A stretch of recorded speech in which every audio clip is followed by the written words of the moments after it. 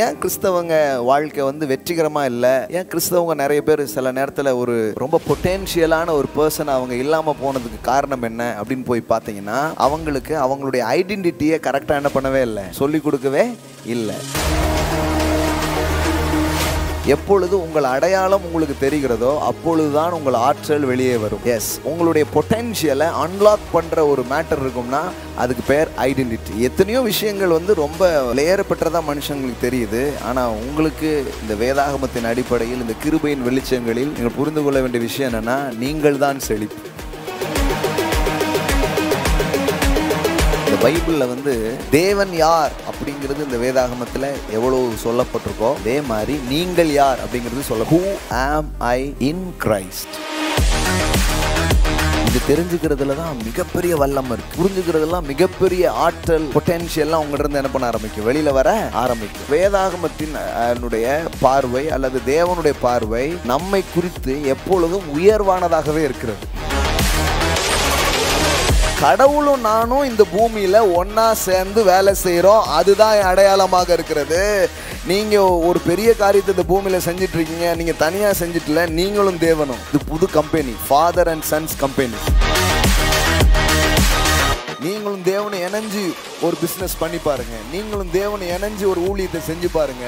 நீங்களும் தேவனும் இணைஞ்சு ஒரு ஏதோ ஒரு காரியத்தை நீங்கள் ஈடுபட்டு பாருங்க. அது வெற்றிகரமாக இருக்கிறத நீங்கள் பார்ப்பீர்கள். அவர் ரெடியாக இருக்கிறார் இந்த பூமியை அற்புதமாக மாற்ற. நீங்கள் நானும் அவரோட கை கோர்த்தோம்னா இந்த ரெண்டு கையும் சேர்ந்தா அதுக்கு பேர் என்னது, இணைந்த கை.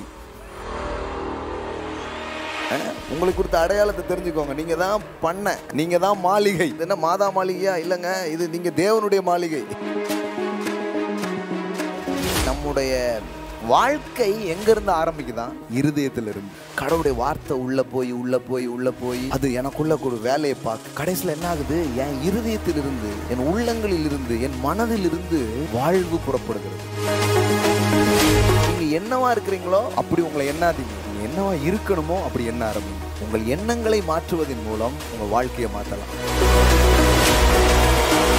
ஒருத்தன் காசே இல்லை, கடவுள் அவனை பார்த்து மகா கோடீஸ்வரனே, ஒருத்தன் அப்படி வீக்கா இருக்கலாம், பலவீனமா இருக்கான். கடவுள் அவனை எப்படி அழைக்கிறாரு, பராக்கிரமசாலியே. நீங்க உங்களை வாழக்கூடியவங்களா, முன்னேறக்கூடியவங்களா நினைக்காத போது கடவுள் உங்களை நினைத்து இல்லாத உங்களை இருக்கிறவர்கள் போல அழைக்கிற ஒரு தேவனாக அவர் இருக்கிறார். உன் கை வாரி இறைக்கும். ஆனா நீங்க கை ஏந்திட்டு இருப்பீங்களா இருக்கும். யாராவது தந்தா நல்லா இருக்குமே, இன்னைக்கு ஒரு 100 ரூபா, அந்த நிலைமையில நீங்க இருப்பீங்களா இருக்கும். கடவுள் உங்களை பார்த்து சொல்லுவாரு, வாரி இறைப்பவனே. ஆபிரகாமுக்கு யாரு இல்ல, பிள்ளை இல்ல. பிள்ளை இல்லாதவனை என்ன அழைச்சாரு, தகப்பனாக அழைத்தார். தேவன் உங்களுக்கு மனது என்கிற ஒன்றை தந்து அதிலே நீங்க யாரா உங்களை எண்றீங்க அப்படிங்கிறது ரொம்ப உங்களுக்கு இருக்கு. தேவன் என்னெல்லாம் சொல்லியிருக்கிறாரு, அப்படி நீங்க உங்களை எண்ண ஆரம்பிச்சு. உங்க பிரச்சனை இன்னொருத்தங்க உங்களை சரியா எண்ணாதது அல்ல, நீங்கள் உங்களை சரியா எண்ணாதது. யாருமே இல்லைங்க, யாருமே இல்லாதான் பெரிய வாய்ப்பு. ஏன்னா நீங்க பெரிய ஆள் ஆக்கினீங்கன்னா கடவுள் தான் உங்களை பெரிய ஆள் ஆக்கினார்னு எல்லாரும் சொல்லுவாங்க. ஒண்ணுமே இல்லைங்க, எல்லாரும் கைவிட்டாங்க. எல்லாரும் கைவிட்ட உங்களை தான் பெருசாக்க போற. பல முயற்சி பண்ணி தோல்வி கண்டவன். அப்ப கடவுள் சொல்றார், நீ தான் வா, உன்னதான் ஜெயிக்க வைக்க போற. பொருளாதாரம் என்கிற அந்த மலையை நாம் பிடிக்கணும். இந்த 7 மவுண்டன்ஸில் ரொம்ப முக்கியமானது, you must inherit the business mountain. நிறைய எல்லா மவுண்டன்லேயும் அதை இன்ஹெரிட் பண்ணுறதுக்கு நம்ம என்ன பண்ணணுமோ பண்ணிகிட்ருக்குறோம். Education mountain, so political mountains, அப்புறம் வந்து sports, arts and science, sports, அந்த மாதிரி விளையாட்டு, அப்புறம் மீடியா மவுண்டன்ஸ். இது எல்லாத்துலேயுமே ஃபேமிலி, அப்புறம் சர்ச், இது எல்லாத்துலேயுமே இந்த 7 மவுண்டன் நம்ம சொல்கிற எல்லாத்துலேயுமே ஒர்க் பண்ணுறோம். எல்லா துறைகளையும் நம்ம வெளியில் வரணும். கடவுள் உங்களை படைக்கும் போதே செழிப்புள்ளவர்களாகத்தான் படைத்திருக்கிறார். ஆமென். பக்கத்தில் பார்த்து சொல்லுங்கள், நீங்கள் தான் செழிப்பு. உங்களுக்கு ஏன் இவ்வளவு செழிப்பு சொல்லுங்கள், you are the prosperity. Amen. So thank God, ஒரு நாள் இதை நான் டிஸ்கவர் பண்ணும்படி, இதை கண்டுபிடிக்கும்படி ஆண்டவர் எனக்கு உதவி செய்தார். இது என்னென்னா, ஐ ஆம் த ப்ராஸ்பெரிட்டி. எல்லாம் சொல்லுங்கள், ஐ ஆம் த ப்ராஸ்பெரிட்டி. நானே செழிப்பு. சொல்லுங்கள் பார்க்கலாம், நானே செழிப்பு. ஆமென். ஆனால் நாம் நம்மளை செழிப்பாக பார்க்குறதே கிடையாது. நாம் செழிப்புங்கிறது வெளியிலிருந்து வர வேண்டிய ஒரு விஷயம், ஏதோ ஒரு மெட்டீரியல்ஸ் எங்கேயோ இருக்குது, இப்படி தான் நம்ம பார்த்துட்டே இருக்கிறோம். நம்மளை தவிர எல்லாமே விலை உயர்ந்ததுன்னு நினைக்கிற மனிதர்கள்லாம் இருக்கிறாங்க. ஒருத்தர் வந்து வெளியில் படுத்திருக்கிறாரு, வீட்டு வாசலில் படுத்திருக்கிறாரு. வந்து ஏன் வெளியில் படுத்துருக்கீங்க, உள்ளே ஏன் படுக்கலான்னா 2 லட்ச ரூபாய்க்கு நாய் வாங்கிட்டேன், அதை வெளியில் போட்டால் யாராவது தூக்கிட்டு போயிடுவான், அதனால் அதை உள்ளே போட்டு நான் வெளியே படுத்திருக்கேன், அது காவலுக்கு அப்படின்ட்டு. ஏன்னா 2 lakhs ப்ரோ, அதை யாராவது தூக்கிட்டு போயிட்டாங்கன்னா அப்படின்னு சொல்லிட்டு இப்போ பாருங்கள், நாய்க்கு இவர் காவல். எவனாவது நல்லா இருக்குன்னு தூக்கிட்டு போயிட்டான்னு என்ன பண்ணுறது அப்படின்ட்டு. ஸோ எத்தனையோ விஷயங்கள் வந்து ரொம்ப விலையேறப்பட்டதாக மனுஷங்களுக்கு தெரியுது. ஆனால் உங்களுக்கு இந்த வேதாகமத்தின் அடிப்படையில், இந்த கிருபையின் வெளிச்சங்களில் நீங்கள் புரிந்து கொள்ள வேண்டிய விஷயம் என்னென்னா, நீங்கள் தான் செழிப்பு. எல்லாம் சொல்லுங்கள், ஐ ஆம் த ப்ராஸ்பெரிட்டி. வேதாகமத்திலிருந்து உங்களுக்கு அதை காட்ட விரும்புகிறேன். உங்கள் பைபிள் வச்சுருந்தீங்கன்னா நீங்கள் திருப்பிக்கோங்க. அப்போஸ்தலனாகிய பவுல் அப்படி தான் தன்னை அவர் பார்க்கிறார், அப்படி தான் அவர் வந்து தன்னை குறித்த காரியத்தை அவர் சொல்லுகிறார். 2 கொரிந்தியர் 4வது அதிகாரம், 2 கொரிந்தியர் 4ஆம் அதிகாரம் 7வது வசனம் பாருங்கள். 2 கொரிந்தியர் 4:7. இந்த மகத்துவமுள்ள வல்லமை எங்களால் உண்டாயிராமல் தேவனால் உண்டாயிருக்கிறதென்று விளங்கும்படி இந்த பொக்கிஷத்தை மண்பாண்டங்களில் பெற்றிருக்கிறோம். எல்லாம் சொல்லுங்க, இந்த பொக்கிஷத்தை மண்பாண்டங்களில் பெற்றிருக்கிறோம். மண்பாண்டம் அப்படின்னு எதை சொல்றாரு? இந்த பாடியை சொல்றாரு. ஒவ்வொரு பாண்டமும் ஒவ்வொரு மாதிரி இருக்கு. ஆனா இந்த மண் பாண்டங்களுக்குள்ள என்ன இருக்குதான்? மகிமையான பொக்கிஷம். எல்லாம் சொல்லுங்க, மகிமையான பொக்கிஷம். அதான் இந்த மகத்துவமுள்ள வல்லமை. அதான் இந்த பொக்கிஷம் எங்க இருக்குது?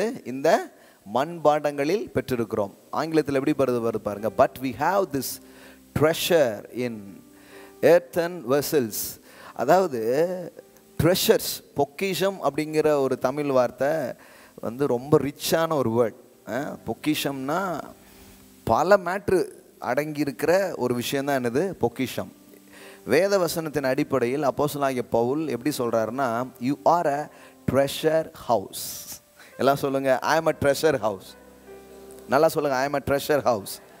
எல்லாம் சொல்லுங்கள், நான் பொக்கிஷத்தின் வீடாக இருக்கிறேன்.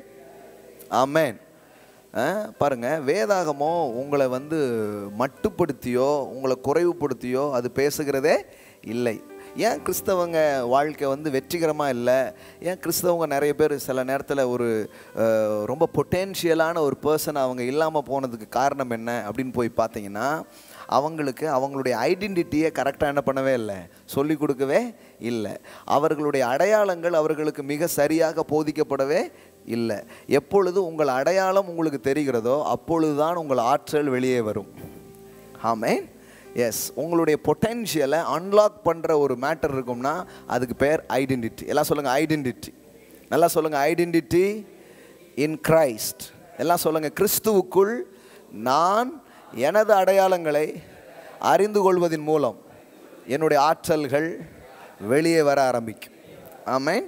இந்த பைபிளை வச்சுக்கிட்டே நம்மளை குறித்து நமக்கு சொன்னதெல்லாம் எப்படி இருந்ததுன்னா, மேன்மையான காரியத்துக்கு பதிலாக ரொம்ப நீ ஒன்றுமே இல்லைங்கிற மாதிரி என்ன பண்ணிட்டாங்க, காமிச்சு விட்டுட்டாங்க. நான் தான் உங்களுக்கு சொன்னேன், கிருபை என்பது உங்களை ஒன்றுமே இல்லை அப்படின்னு சொல்கிறதுக்கு பேர் கிருபை கிடையாது. ஒன்றுமே இல்லைன்னு நீங்கள் உங்களை நினச்சிட்டு இருக்கலாம், ஆனால் தேவன் உங்களை எவ்வளோ மேன்மையாக பார்க்குறாரு. அப்படி மேன்மையாய் பார்த்த தேவன் உங்களுக்காக தன் குமாரனையே மரிக்கும்படி என்ன பண்ணார், அனுப்பினார். அந்த அளவுக்கு அவர் பார்வையில் நீங்கள் மேன்மையாக இருக்கிறீர்கள். ஆமென்.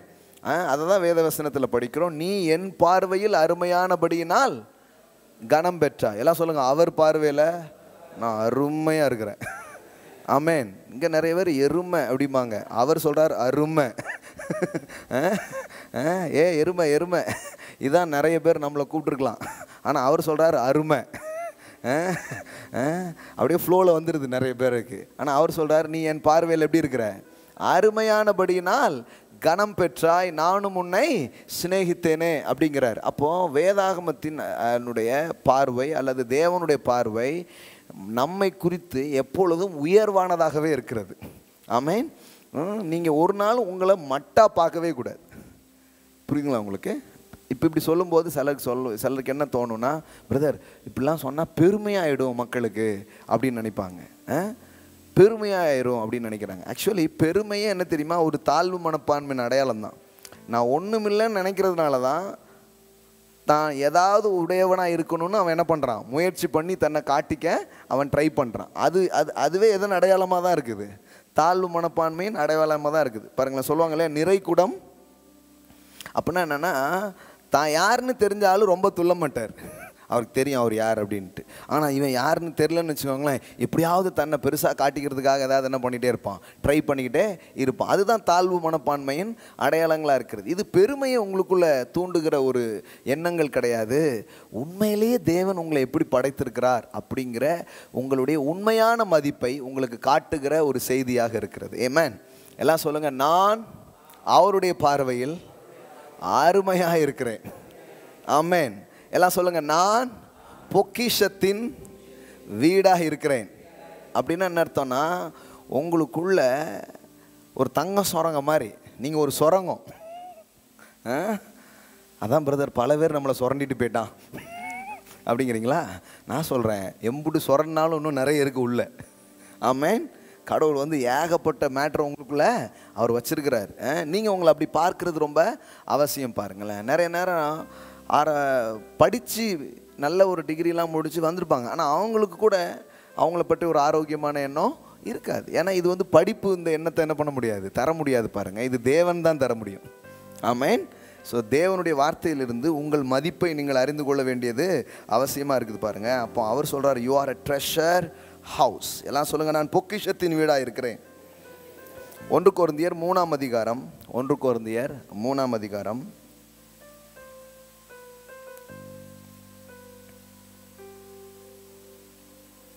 இந்த பைபிளில்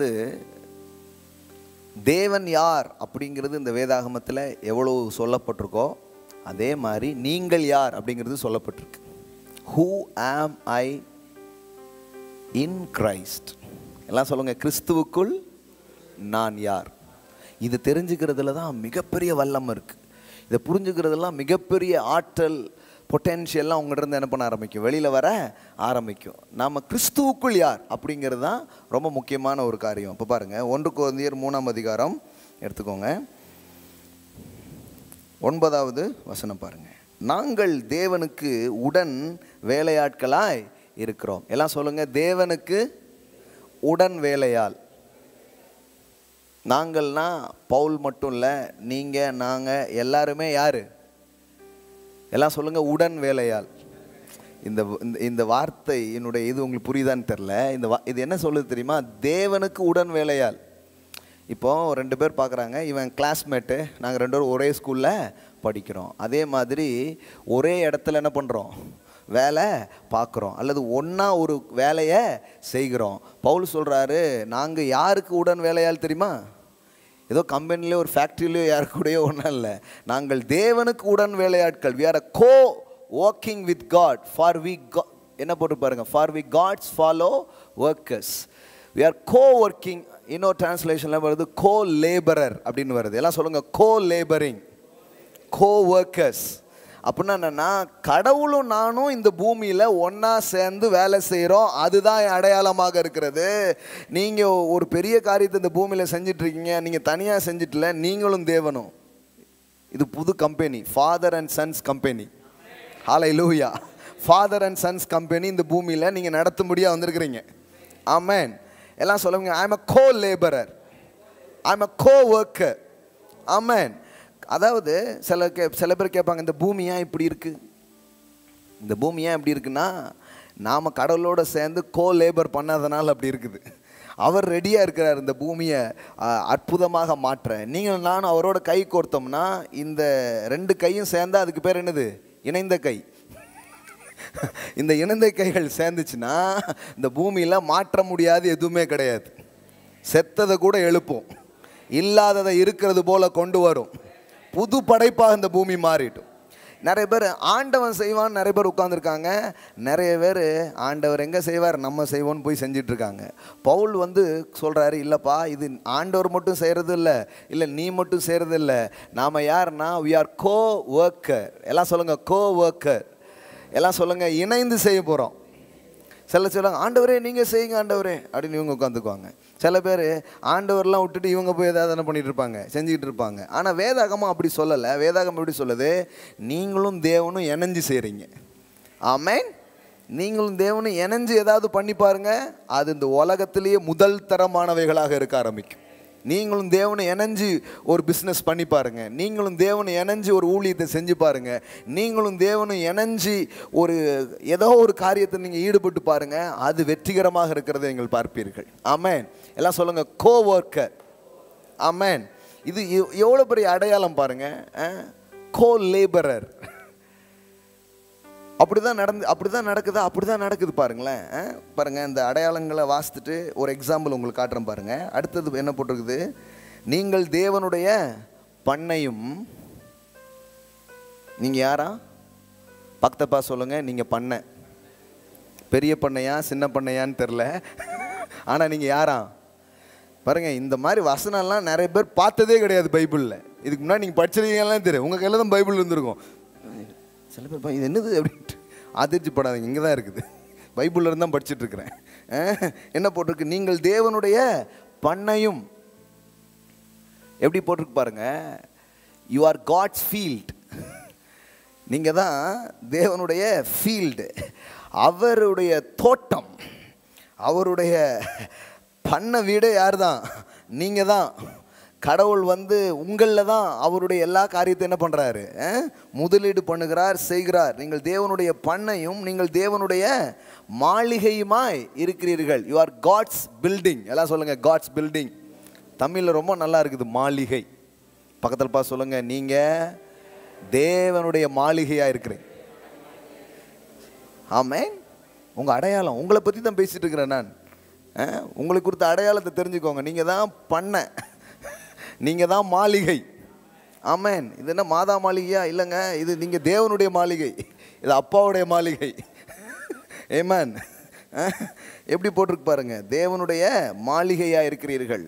ஆனால் உங்களுக்கு இதுதான் உங்களுடைய ரியாலிட்டி. எல்லாம் சொல்லுங்கள், இதுதான் என் ரியாலிட்டி, என்னுடைய அடையாளமாக இருக்கிறது. மாளிகைன்னு சொல்லும்போது உங்களுக்கு, பிரதர் மளிகை அதுக்கு வழி இல்லாமல் தான் இருக்கும். அப்போ மளிகைக்கே வழி இல்லைன்னா நீங்கள் தான் மாளிகை. மாளிகைலாம் இருக்கட்டும் பிரதர், இப்போ மளிகைக்கு பிரச்சனைக்கு ஒரே பிரச்சனையாக இருக்குது அப்படின்னு இருக்கிறாங்க. ஏன்னா நாம் யாருங்கிறது தெரியல. உங்களுக்கு நீங்கள் யாருங்கிற அடையாளம் தெரியும் பொழுது உங்கள் வாழ்க்கை அப்படியே இருக்காது, உங்கள் வாழ்க்கை மாற ஆரம்பிக்கும். ஆமென். ஸோ எப்படி போட்டிருக்கு பாருங்கள், நாம் தேவனுக்கு உடன் வேலையால் நீங்கள் தேவனுடைய பண்ணையும் தேவனுடைய மாளிகையுமா இருக்கிறீர்கள். பவுல் சொல்கிறாரு, எனக்கு அளிக்கப்பட்ட தேவ கிருபையின்படியே புத்தியுள்ள சிற்பாசாரியை போல. பால் என்னவா, சிற்பங்களை செதுக்கும் ஒரு ஆசாரியாக தன்னை என்ன பண்ணுறார், பார்க்கிறார். கிருபையை பெற்றவர், மக்களுக்காக ஊழியம் செய்யும்படி வந்திருக்கிற அவர் மக்கள் மத்தியில் செய்கிற ஊழியத்தை எப்படி பேசுகிறார் பாருங்க. நான் ஒரு சிற்பாசாரி போலலாம். அப்போ நீங்களாம் யார்? அழகான சிலைகள், உங்களை செதுக்கும்படி கடவுள் எனக்கு கிருபைகளை கொடுத்துருக்கிறார் அப்படிங்கிறார். ஆமென். ஆனால் பார்த்தா சிலை மாதிரி தெரியாது, ஜனங்களை பார்த்தா பாறை மாதிரி தான் இருக்கும். ஆனால் அந்த பாறைக்குள்ளே தான் சிலைகள் ஒளிந்திருக்கிறது. அதை செதுக்குவது, அதற்கு ஒரு கிருபையை கடவுள் தந்து, அதுக்கு ஒரு நபரை அனுப்பி, அதுக்கு ஒரு வார்த்தையை கொடுத்து, சிற்பங்களை செதுக்கும் சிற்பாசாரியாரை போலத்தான் ஒரு பிரசங்கியார் இருக்கிறாராம். இப்போ நாங்கள் இப்போ பிரசங்கம் பண்ணுறவங்களாம் யார்? ஒரு அப்படியே சிற்பாசாரி. ஆமென். ஆமாங்க. இப்போ நீங்களாம் யார்? சிலை. எல்லாம் சொல்லுங்கள், சிலை வட்டிக்கிறாங்க. இப்போ என்ன இங்கே நடந்துட்டு இருக்குது? அழகான சிலை என்ன பண்ணிட்டு இருக்குது? உருவாகி இருக்குது. புத்தியுள்ள சிற்பாசாரியை போல அஸ்திபாரம் போட்டேன். அப்போ பாருங்க, அந்த மாதிரி தான் பேசுகிறாரு, அந்த மாதிரி தான் பார்க்குறாரு. மக்கள் மத்தியில் செய்யப்பட வேண்டிய அந்த வேலை, அந்த ஊழியம்னா சும்மா கிடையாது. இன்றைக்கி நீங்கள் வந்திருக்கீங்கன்னா நான் சொல்கிறேன், அழகிய சிலை போல் உங்கள் வாழ்வு வடிவமைக்கப்படும். ஆமென். கண்டிப்பாக கண்டிப்பாக ஒரு அழகான சிலை மாதிரி உங்கள் வாழ்க்கை வடிவமைக்கப்படும். பார்த்தா அந்த மாதிரி தெரியாது, பார்த்தா கல்லுங்களும் முடியுமா இருக்கும். ஆனால் உண்மையிலே ஒரு கிருபையை பெற்ற ஒரு சிற்பாசாரி, புத்தியுள்ள ஒரு சிற்பாசாரி கிட்ட கல்லெல்லாம் போய் கிடந்துச்சுன்னா கல்லா இருக்காது. கல் எப்படி ஆகிடும்? சிலையாக மாறிடும். ஆமேன். சிலையாக மாறிடும். ஆமேன். அதனால தான் சொல்லிட்டு இருக்கீங்க, இப்படி கேட்டுகிட்டே இருக்கிறீங்க. அப்படியே இருக்குன்னு நினைக்கிறீங்களா? இல்லை, அப்படியே செதுக்கிக்கிட்டே இருப்பார் ஆண்டவர். உள்ளே இருந்து ஒரு அழகான தொழிலதிபர், அழகான அரசியல்வாதி, அழகான கல்வி அமைச்சர், அழகான காரியங்கள்லாம் வெளியே வந்துடுங்க. ஆனால் நம்மளை அப்படி சொல்லலை. நம்மளை ஒரே கல், ஒரே முள் இப்படியே சொல்லி வளர்த்துட்டாங்க பாருங்க. இல்லைங்க, சிற்பாசாரியை போல. ஆமேன். என்ன வேத வசனம் மக்களை எவ்வளோ மதிப்பாக பேசுது பாருங்க. கடவுள் மனுஷனை மதிக்கிற கடவுள். புரியுதுங்களா உங்களுக்கு? ஒரு இடத்துல போட்டிருக்குது, நீ ஒரு வாயால் கடவுளுக்கு என்ன பண்ணுற? யாக்கோபில் படிக்கிறோம், கடவுளை துதிக்க, இன்னொரு வாயால் மனுஷனை சபிக்க. இது நல்லா இல்லையப்பா அப்படிங்கிறாரு பாருங்கள். யாக்கோபு காமிக்கிறேன் பாருங்கள். நம்ம கடவுளை கனமாக பேசிட்டு மனுஷனை மரியாதை இல்லாமல் பேசிகிட்டு இருக்கோம். 9:10 பாருங்க. இந்த நாக்கை பற்றி அவர் பேசுகிறார். நம்ம நாக்கை பற்றி ஒரு அதிகாரம் இருக்குது பைபிளில். இந்த யாக்கோபு 3ஆம் அதிகாரம் எதை பற்றி? நம்ம நாக்கு, அதுக்கு இருக்கிற பவர் என்ன, நம்முடைய நாவின் சக்தி என்ன, நாவுக்கு இருக்கிற வலிமை என்ன, அது பாசிட்டிவாக வேலை செஞ்சால் எப்படி வேலை செய்யும், நெகட்டிவாக வேலை செஞ்சால் எப்படி வேலை செய்யும். அதுக்குன்னு ஒரு அதிகாரத்தை கொடுத்துருக்காங்க பாருங்க. நிறைய பேர் தெரியல, ஏதோ நாக்கு தானே நல்லா டேஸ்ட் பார்க்குறதுக்கு நினச்சிக்கிறாங்க. அதுக்கு இல்லைங்க, நாவை பயன்படுத்தி நீங்கள் பயன்படுத்தும் வார்த்தைகள் இருக்குதே, அது ரொம்ப பவர்ஃபுல்லானது. அது நெகட்டிவாகவும் வேலை செய்ய முடியும், பாசிட்டிவாகவும் வேலை செய்ய முடியும். அதனால் நாக்குன்னா சும்மா ஏதோ ரசத்தை ருசி பார்க்க அப்படின்னு நினச்சிட்டு போயிடக்கூடாது. அதை வைத்து வாழ்க்கையே அழகாக்கலாம். அதை பற்றி தான் இந்த யாக்கோபு 3ஆம் அதிகாரம் இருக்குது. பட் இன்றைக்கி அதை பற்றி பேச டைம் இல்லை. நான் நிறைய போதிச்சிருக்கணும் இதை பற்றி. ஆனால் இப்போ கவனிங்க, அதில் இன்னொரு மேட்ரு பேசுகிறார். என்ன பேசுகிறாரு பாருங்கள். 9வது வசனம், அதனாலே, இந்த நாக்கு இருக்க அந்த நாளே நான் பிதாவாகிய தேவனை துதிக்கிறோம். ஆண்டவரை என்ன பண்ணுறோம்? துதிக்கிறோம். அப்போ நாக்கு எங்கே யூஸ் ஆகுது? கடவுளை துதிக்கிறதுக்கு யூஸ் ஆகுது. கரெக்டாக? கர்த்தாவே நீர் எவ்வளோ நல்லவர், நீ எனக்கு நன்மைகளை செய்தீர்னு கடவுளை என்ன பண்ணுறோம்? ஒரு பக்கம் போற்றுகிறோம், துதிக்கிறோம். அப்புறம் பாருங்கள், இது பண்ணிடுறோம் ஒரு பக்கம். அப்புறம் இன்னொரு போட்டிருக்கு, தேவனுடைய சாயலின்படி உண்டாக்கப்பட்ட மனுஷனை. மனுஷன் யாரா? நீங்கள் யாரு? எல்லாம் சொல்லுங்கள், இமேஜ் ஆஃப் காட். எல்லாம் சொல்லுங்கள், ஐ ஆம் அ இமேஜ் ஆஃப் காட். இப்போ நீங்கள் என்ன சும்மா கிடையாது, நீங்கள் யார்? கடவுளுடைய சாயல். அவருடைய இமேஜில் தான் அவர் உங்களை என்ன பண்ணியிருக்கிறாரு? படைச்சிருக்கிறார். சில சொல்லுவாங்க, ஏன் இமேஜ் உங்களுக்கு தெரியுமா? எனக்கு தெரியும். உங்கள் image God's image. You are a God's image. ஒவ்வொரு மனுஷனும் அப்படிதான் இருக்கிறான். அவன் மனுஷன்னா யாரு? அவன் தேவனுடைய சாயல். Is a image of God. அப்படி சொல்லிட்டு இப்போ சொல்லு பாருங்க, தேவனுடைய சாயலின்படி உண்டாக்கப்பட்ட மனுஷரை அதனாலே சபிக்கிறோம். கடவுள் சொல்கிறார், நீ ஒரு பக்கம் கடவுளை துதிக்கிற, இன்னொரு பக்கம் மனுஷனை சபிக்கிற. 10வது வசனம், துதித்தலும் சபித்தலும் ஒரே வாயிலிருந்து புறப்படுகிறது. என் சகோதரரே, இப்படி இருக்க ஆகாது. ஒரே ஊற்றுகளிலிருந்து தித்திப்பும் கசப்புமான தண்ணீர் சுரக்குமோ? கடவுளை பற்றி மட்டும் நல்லா பேசுகிறது தான் நல்ல செய்தி நம்ம நினைக்கிறோம். ஆனால் வேதாகமோ இன்னொரு பகுதியை கவர் பண்ணுது, இன்னொரு பகுதியை சொல்லுது. கடவுளை எவ்வளோ கனமாக பார்க்கணுமோ, மதிப்பாக பார்க்குறோமோ, அது மாதிரி தான் அந்த பூமியில் ஒவ்வொரு மனுஷனும் மதிப்புக்குரியவனாய் கனத்துக்குரியவனாய் இருக்கிறான். நீ கடவுளுக்கு ஸ்தோத்திரம் அல்ல இல்லையான்னு சொல்லிட்டு இவனா இருக்கானு நீ எவனையாவது பிடிச்சி என்ன பண்ணாத. சிலர் பேர் பண்ணுவாங்க, பண்ணும்போது கடுப்பேற்றார் மயிலாடுன்னு சொல்லிட்டு போயிருங்க. பிரதர், சிலர் பண்ணும்போது எனக்கு அப்படியே கடவுள் சொல்கிறாரு. அதே மாதிரி பாருங்கள், ஒரு பிரசங்கம் எடுத்துக்கிட்டிங்கன்னா கடவுள் எவ்வளவு மகிமையானவர் அப்படிங்கிறது மட்டும் பேச வேண்டியதில்லை. கடவுள் அவருடைய சாயலில் படைச்சிருக்கிற மனுஷன் கூட எவ்வளோ சிறப்பானவன் நம்ம சொல்லணும். ஏமேன். அப்படி சொல்கிறதுனால கடவுள் ஒன்றும் கோச்சிக்க மாட்டார். கடவுள் ஒன்றும் கோச்சிக்க மாட்டார். கடவுளுக்கு அதில் பெருமை தான் இருக்குது. இப்போது உங்கள் பிள்ளையை குறித்து யாராவது உயர்வாக பேசினா உங்களுக்கு எப்படி இருக்கும்? ஈன்ற பொழுதிலும் பெரிதுவக்கும் தன் மகனை சான்றோன் என கேட்ட தாய்.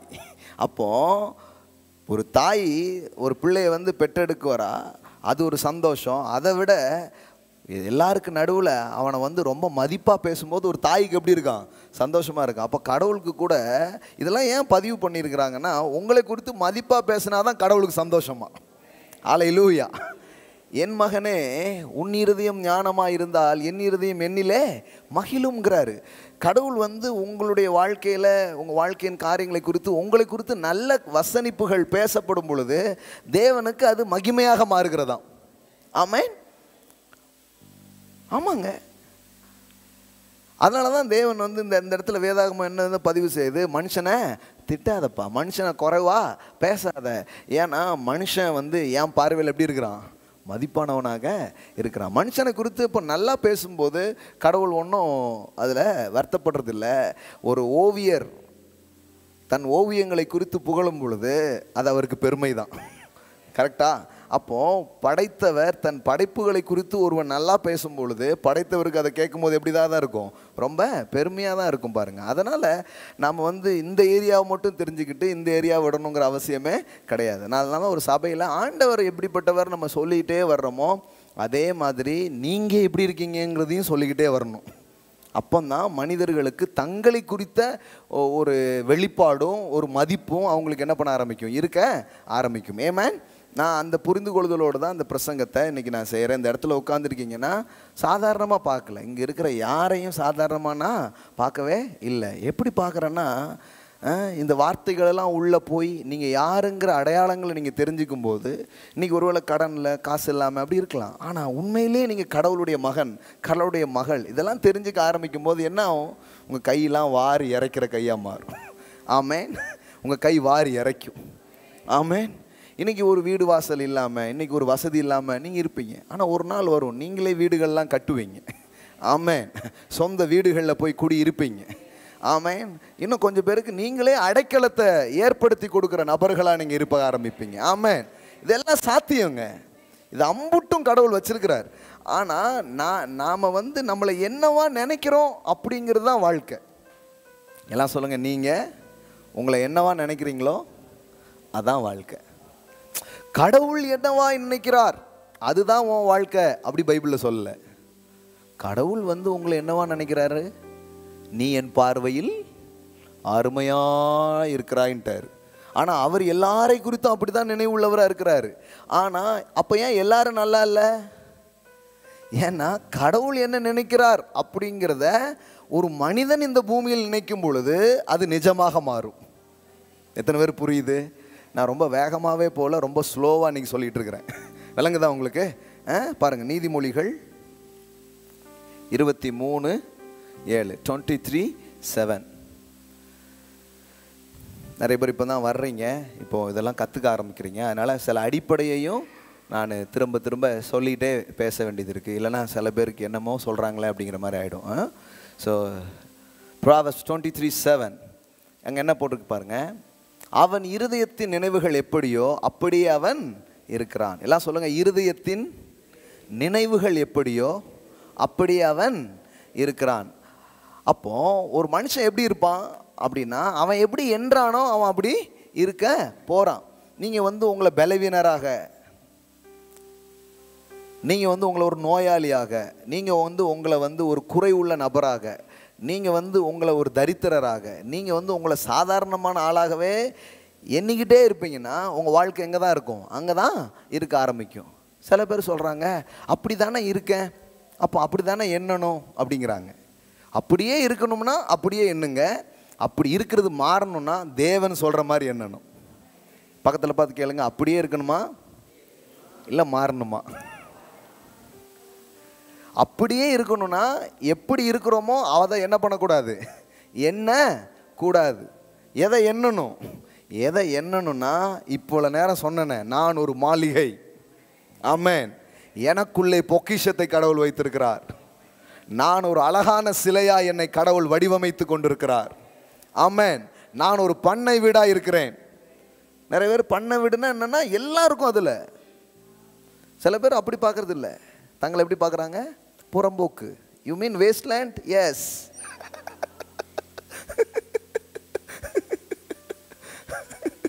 எப்படி பார்க்குறாங்க? நம்மலாம் வந்து என்னங்க, நம்ம ஒரு புறம்போக்குங்க, இங்கிலீஷில் திட்டி போயிடுறாங்க, அவன் ஒரு வேஸ்ட் லேண்ட், ஏதோ ஐலாண்டு மாதிரி நினச்சிக்கிறாங்க நிறைய பேர். நீங்கள் வந்து உங்களை எப்படி பார்க்குறீங்க இட்ஸ் வெரி வெரி இம்பார்ட்டன்ட். உங்களை மற்றவங்க எப்படி பார்க்குறாங்கங்கிறது முக்கியம் இல்லை. பக்கத்தில் பார்த்து சொல்லுங்கள், மற்றவங்க பார்க்குறது முக்கியம் இல்லை, இட்ஸ் செகண்டரி. அது வந்து ஒரு ரெண்டாம் பட்ச ஒரு நிலை. ஆனால் உங்களை நீங்கள் எப்படி பார்க்குறீங்க it's very important, it's very important. அதுக்கும் வாழ்க்கைக்கு சம்மந்தம் இருக்கா? கண்டிப்பாக இருக்குது. As a man thinketh, so is he. As a man thinks in his heart, so is he. ஒரு மனுஷனுடைய இருதயத்தின் நினைவுகள் எப்படியோ அப்படியே அவன் இருக்கிறான். அப்போ வாழ்க்கையை மாற்றுவதற்கு கடவுள் உங்களுக்கு கொடுத்திருக்கும் அற்புதமான கருவிதான் இந்த மனம். ஆமென். எல்லாம் சொல்லுங்க, வாழ்வை மாற்ற தேவன் தந்திருக்கும் அற்புதமான கருவி மனமாக இருக்கிறது. இந்த மனதை நீங்கள் புரிஞ்சுக்கோங்க. அப்புறம் மனம் எப்படி வேலை செய்யுதுங்கிறதெல்லாம் தெரிஞ்சுக்கிட்டு அதில் நீங்கள் ஒர்க் பண்ண ஆரம்பிச்சிட்டிங்கன்னா பணம் ஒரு பிரச்சனையே கிடையாது. மனம் தரும் பணம். ஆமாங்க. செல்வம் எங்கே விளையுதுன்னு நினைக்கிறீங்க? உங்கள் மனதில் தான் விளையுது. உங்கள் மனதில் தான் அது விளையுது. நீங்கள் தானே தோட்டம். ஏசு அதான் சொன்னார், நீங்கள் தான் நிலம். ஏசு பேசும்போது தான் சொன்னார், நீங்கள் ஒரு நிலம். உங்களுக்குள்ள விதைகள் போட்டால் அது வெளியில் வரும். உங்கள் மனசு, உங்கள் இருதயம் தான் எல்லா நன்மையும் புறப்படுகிற ஒரு இடம் என்று வேதாகமம் சொல்லுகிறது. அதனால தான் எதை காத்துக்கிறியோ இல்லையோ உன் மைண்டை, ஹார்ட்டை நல்லா பாதுகாத்துக்கோன்னு கடவுள் சொல்கிறார். ஏன்? அதுக்குள்ளே என்ன இருக்குது அதுதான் ஒரு நாள் வாழ்க்கையாக மாறும். ஆமென். எஸ். எதனால உன்னை நீ நிரப்பிக்கிறியோ அதுதான் ஒரு நாள் மேனிஃபெஸ்ட் ஆக போகுது. அதனால தான் நீதிமொழிகள் 4:20 பாருங்க. Proverbs 4:20.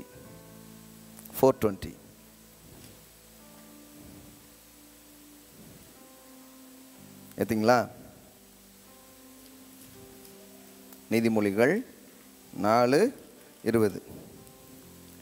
என் மகனே, என் வார்த்தைகளை கவனி, என் வசனங்களுக்கு உன் செவியை சாய். அதுக்கு தான் வந்திருக்கிறீங்க. நல்ல செவியெல்லாம் சாய்க்கிறீங்க. நல்லா கவனிக்கணும், நல்லா கேட்கணும். சாய்.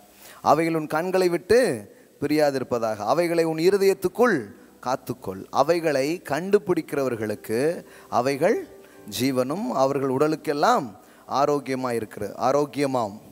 எல்லா காவலோடும் உன் இருதயத்தை காத்துக்கொள், அது நின்று ஜீவ ஊற்று புறப்படும். பாருங்க, அந்த வார்த்தை பாருங்க எப்படி போட்டிருக்கு. For out of its spring the issues of life. வேறு டிரான்ஸ்லேஷன்ஸ்லாம் இன்னும் நல்லா பாருங்கள். நம்முடைய வாழ்க்கை எங்கேருந்து ஆரம்பிக்குதான்? இருதயத்திலிருந்து. ஆமாம், எல்லாம் சொல்லுங்கள், இருதயத்திலிருந்து. கடவுளுடைய வார்த்தை உள்ளே போய் அது எனக்குள்ள ஒரு வேலையை பார்க்கு. கடைசியில் என்ன ஆகுது? என் இருதயத்திலிருந்து, என் உள்ளங்களிலிருந்து, என் மனதிலிருந்து வாழ்வு புறப்படுகிறது. இன்னும் கரெக்டாக சொல்லணும்னா ஆரோக்கியம் அங்கே தான் புறப்படுது, ஐஸ்வர்யம் அங்கே தான் புறப்படுகிறது, ஆனந்தம் அங்கே தான் புறப்படுகிறது. அதனால தான் ஒரு மனுஷன் எப்படி என்றானோ அவன் அப்படியே இருக்கிறான் அப்படின்னு வேதவசனம் சொல்லுது.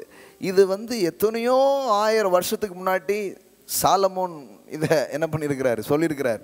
ஆனால் நவீன மனோவியல் இது மனோவியலாளர்கள்லாம் என்ன பண்ணுறாங்க, இதை எடுத்து பயன்படுத்துகிறாங்க. அவங்க இன்றைக்கி நம்ம மக்கள் நார்மலாக பேசும்போது கூட சொல்கிறாங்க பாருங்கள், எண்ணம் போல். ஆனால் இது எங்கே இருக்குது? பைபிளில் இருக்குது. இவ்வளோ நாள் பார்த்துருக்கீங்களான்னு தெரில. எண்ணம் போல் வாழ்க்கை. என்ன எப்படி எண்றோம் அதுதான் வாழ்க்கையாக மாறுது. அப்போது நீங்கள் என்னவா இருக்கிறீங்களோ அப்படி உங்களை எண்ணாதீங்க. நீங்கள் என்னவா இருக்கணுமோ அப்படி எண்ண ஆரம்பிங்க. ஆமென். கரெக்டாக சொல்லணும்னா உங்கள் எண்ணங்களை மாற்றுவதன் மூலம் உங்கள் வாழ்க்கையை மாற்றலாம். பக்கத்தில் பார்த்து சொல்லுங்கள், change your thinking and change your life. Amen. உங்கள் எண்ணங்களை மாற்றுவதன் மூலம் உங்கள் வாழ்க்கையின் வண்ணங்களை மாற்றலாம். உங்கள் எண்ண ஓட்டம் மாறினால் உங்கள் வாழ்க்கையின் ஓட்டங்களை என்ன பண்ண ஆரம்பிக்கும்? மாற ஆரம்பிக்கும். இது வேதாகமம் சொல்கிற ஒரு அற்புதமான ஒரு காரியம். ஏன் இயேசு வந்து பிரசங்கத்தை ஆரம்பித்த போது அவர் பண்ண ஆரம்பித்த பிரசங்கத்தின் முதல் முக்கியமான வாக்கியங்களே இதுதான், மனம் திரும்புங்கள், பரலோக ராஜ்யம் சமீபமாய் இருக்கிறது. மனம் திரும்புங்கள்னா என்ன அர்த்தம்? Change your thinking. கிரீக்கில் வந்து அது எப்படி வருதுன்னா, மனம் திரும்புங்கள் அப்படிங்கிறது எப்படி சொல்கிறாங்க? மெட்டா நோயா. மெட்டா மீன்ஸ் சேஞ்ச், நோயா மீன்ஸ் மைண்ட். மெட்டானா சேஞ்ச், மாற்றத்துக்கான கிரேக்க வார்த்தை மெட்டா. நோயானா என்ன? மைண்ட். ஸோ மெட்டா நோயா அப்படின்னா என்னன்னா, change your mind, change your thinking. எல்லாம் சொல்லுங்கள், change your mind and change your life. Amen. இது வந்து எங்கேயோ இருக்கிற ஒரு மேட்ரு கிடையாது, இது கடவுளுடைய வார்த்தையில் இருக்கிற ஒரு காரியம். ஆனால் இந்த மனதுக்குள் ஏற்படுற மாற்றம் தான் வாழ்க்கையின் மாற்றங்கள் என்ன பண்ணுது, வருது. இந்த மனதில் நீங்கள் உங்களை யாரா நினைக்கிறீங்க, அது ரொம்ப இம்பார்ட்டன்ட். உங்களை வந்து வீக்காக, உங்களை வந்து தோல்வியாளராக, உங்களை குற்றவாளியாக, உங்களை வந்து ஒரு தவறான நபராக நீங்கள் வந்து எனக்கு ஒரு தாழ்வு மனப்பான்மையான ஒரு சிந்தனையோடு உங்களை நீங்கள் நினச்சிக்கிட்டே இருந்தீங்கன்னா, உங்கள் வாழ்க்கையில் நடக்கிற காரியம் பாருங்கள் அது மாதிரியே இருக்கும். எல்லாம் சொல்லுங்கள், எண்ண ஓட்டத்திற்கும் வாழ்க்கையின் ஓட்டத்திற்கும் சம்மந்தம் இருக்குது ப்ரோ. ஆமென். ரெண்டுக்கும் என்ன இருக்குது? கனெக்ஷன்ஸ் இருக்குது, கனெக்ஷன்ஸ் இருக்குது. அதனால தான் நம்ம இதை மாற்ற முடியாது, இதை மாற்றுறது மூலம் இதை மாற்றிடலாம். ஆமென். சரி, கடவுள் வந்து இப்படி தான் மனிதர்களுடைய வாழ்க்கையில் மாற்றங்களை கொண்டு வரத்துக்கு அவர் வேலை செஞ்சார். அதுக்கு வேதாகமத்தில் ஏகப்பட்ட எக்ஸாம்பிள்ஸ், ஏகப்பட்ட உதாரணங்கள் இருக்குது. இப்போ எடுத்து பேசினா நிறைய காரியங்கள் பேசலாம். சிலது உங்களுக்கு காட்டுறேன் பாருங்கள், அப்படி சிம்பிளாக உங்களுக்கு புரிகிற மாதிரி சொல்கிறேன் நான். இவ்வளோ நேரம் பேசுனது புரிஞ்சிச்சா? எல்லாம் சொல்லுங்கள், நான் யார் என்பதை நான் புரிந்து கொள்ள வேண்டும். நான் என்னை யாராக நினைக்கிறேனோ அப்படிதான் என் வாழ்வு இருக்க போகிறது.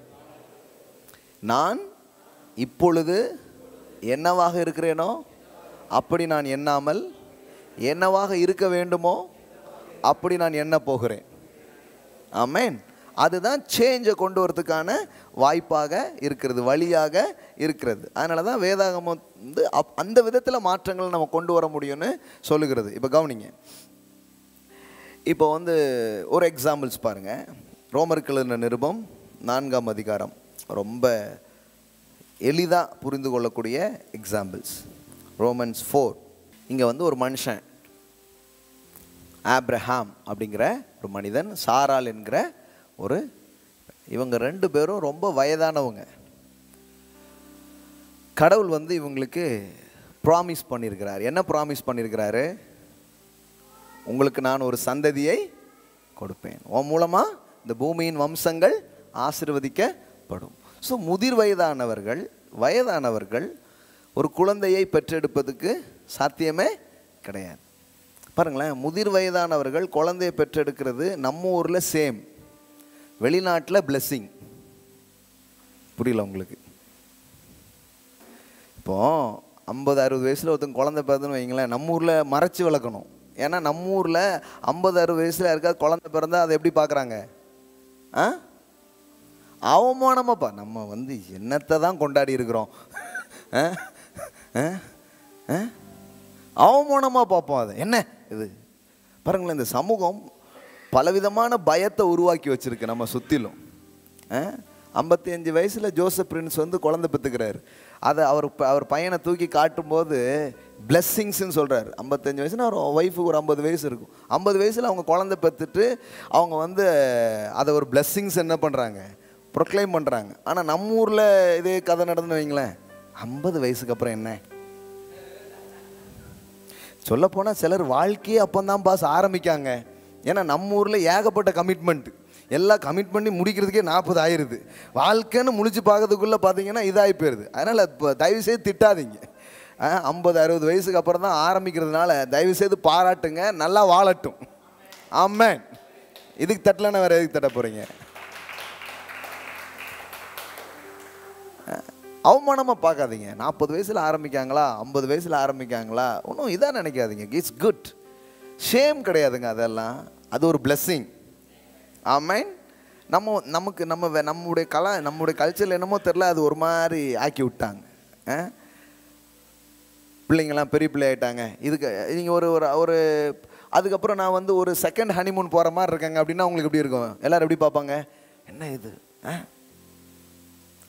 ஆக்சுவலி வயதான காலங்களில் நாம் வந்து மகிழ்ச்சியாக இருக்க முடியுது அப்படின்னா it's a blessing, it's not a same.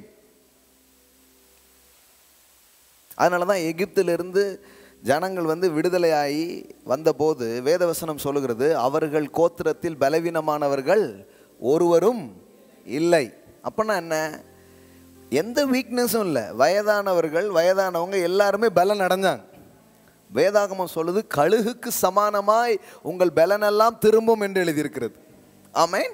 எல்லாம் சொல்லுங்க, பலனை திரும்ப பெற்றுக்கொள்ளுகிறது ஒரு ஆசீர்வாதம். ஆமென். ஆமாங்க. அதை வந்து ஒரு இதாக பார்க்கக்கூடாது, அது ஒரு பிளெஸ்ஸிங்ஸ். அப்போ 100 வயதில் கடவுள் வந்து அவ்வளோ வயதாயிடுச்சு, ஆனால் அவங்களுக்கு ப்ராமிஸ் பண்ணுறாரு, உங்களுக்கு குழந்தை கொடுப்பேன். அதாவது நேச்சுரலாக ஃபிசிக்கலாக அதுக்கு வாய்ப்பே கிடையாது, ஆனால் நான் உங்களுக்கு கொடுப்பேன் அப்படின்னு கடவுள் சொல்கிறார். கடவுள் வந்து உங்கள் வாழ்க்கைக்குள்ளே வரும்பொழுது அங்கே இம்பாசிபிலிட்டி அப்படின்னு இருக்கிற விஷயத்தெல்லாம் பாசிபிலிட்டி ஆக்குவார்.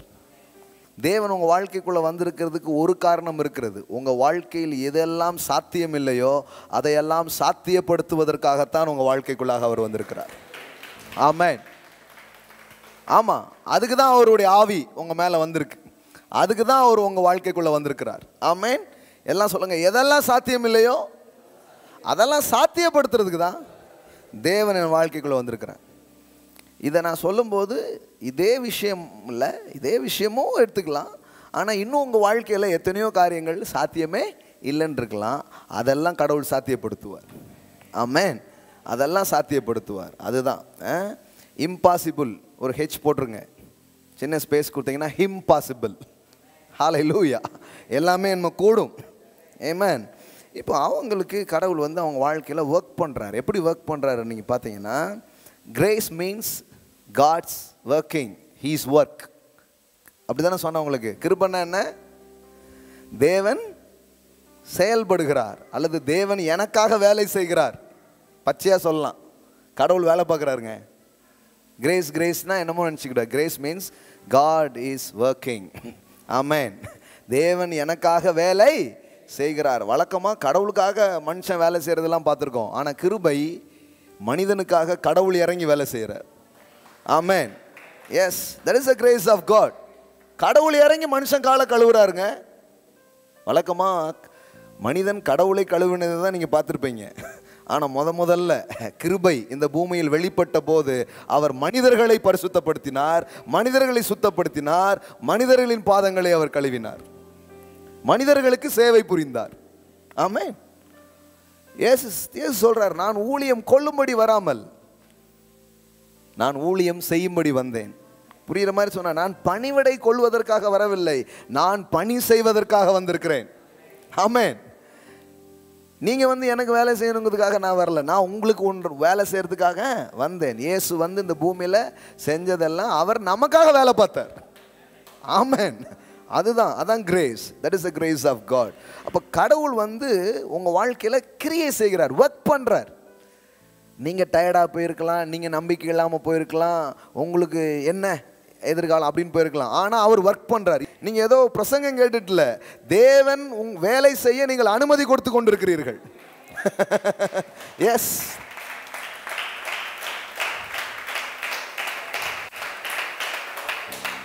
நீங்கள் ஏதோ ஒரு பைபிள் ஸ்டடிக்கு வரல, தேவன் ஒர்க் பண்ணுறதுக்கு நீங்கள் இடம் கொடுக்குறீங்க. அவ்வளோதான். என்னங்க இவங்க வாழ்க்கை மாறிடுச்சு, இவங்க வேற ஒன்றும் பண்ணலை, இவங்க தேவன் தங்கள் வாழ்க்கையில் வேலை செய்ய இடம் கொடுத்தாங்க. நான் வந்து உட்கார்றேன், நான் வந்து வார்த்தையை கேட்குறேன்னா என்ன அர்த்தம்? தேவன் வேலை செய்ய இடம் அளிக்கிறேன், வேற ஒன்றுமே கிடையாது. அந்த வார்த்தை உள்ளே போய் அது ஒர்க் பண்ண ஆரம்பிக்குது, அது கிரியை செய்ய ஆரம்பிக்குது. அப்போ ஆபிரகாம் சாராளுடைய வாழ்க்கையில் தேவன் கிரியை செய்ய ஆரம்பிக்கிறார்.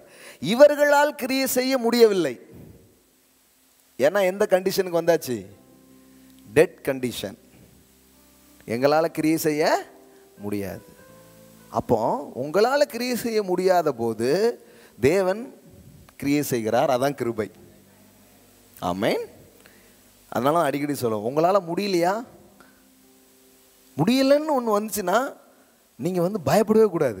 குட் நியூஸே உங்களுக்கு தான், இனிமே எல்லாமே முடியும்.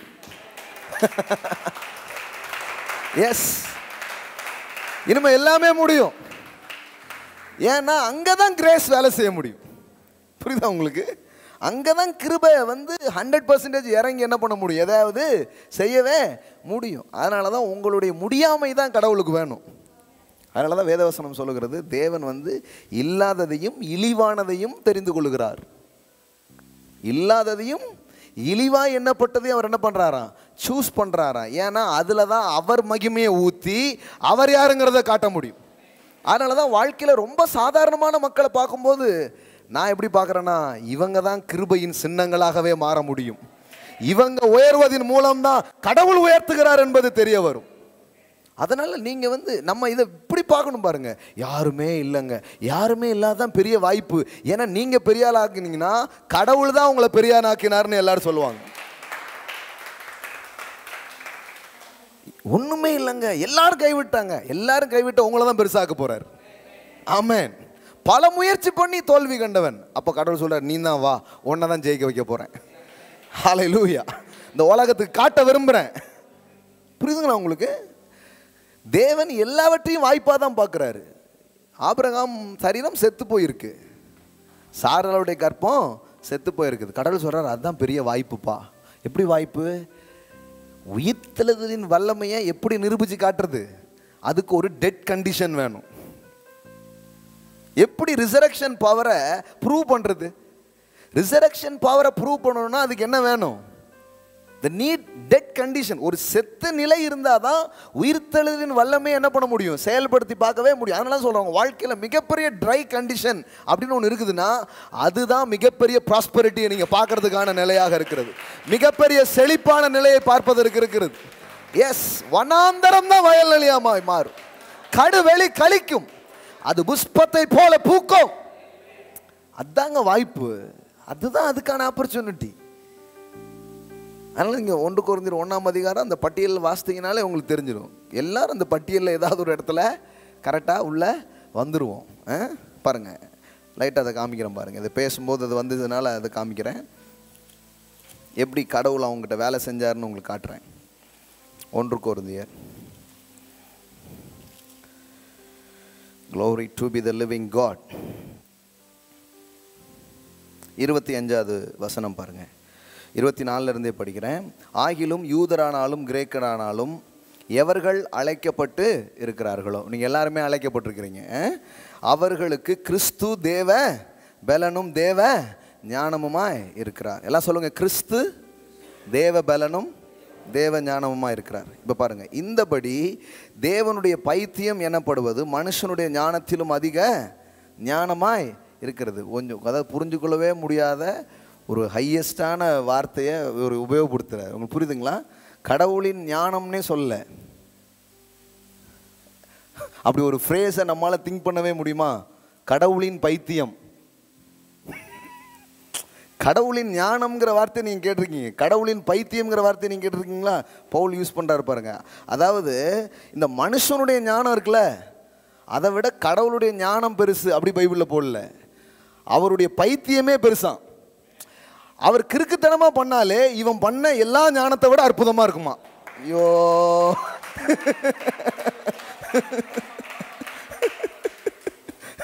தேவனுடைய கிறுக்கல்கள் கூட மனிதன் முற்றுமொத்த முயற்சி பண்ணி வராத வெற்றியை அவர் கிறுக்குனா வந்துருமா?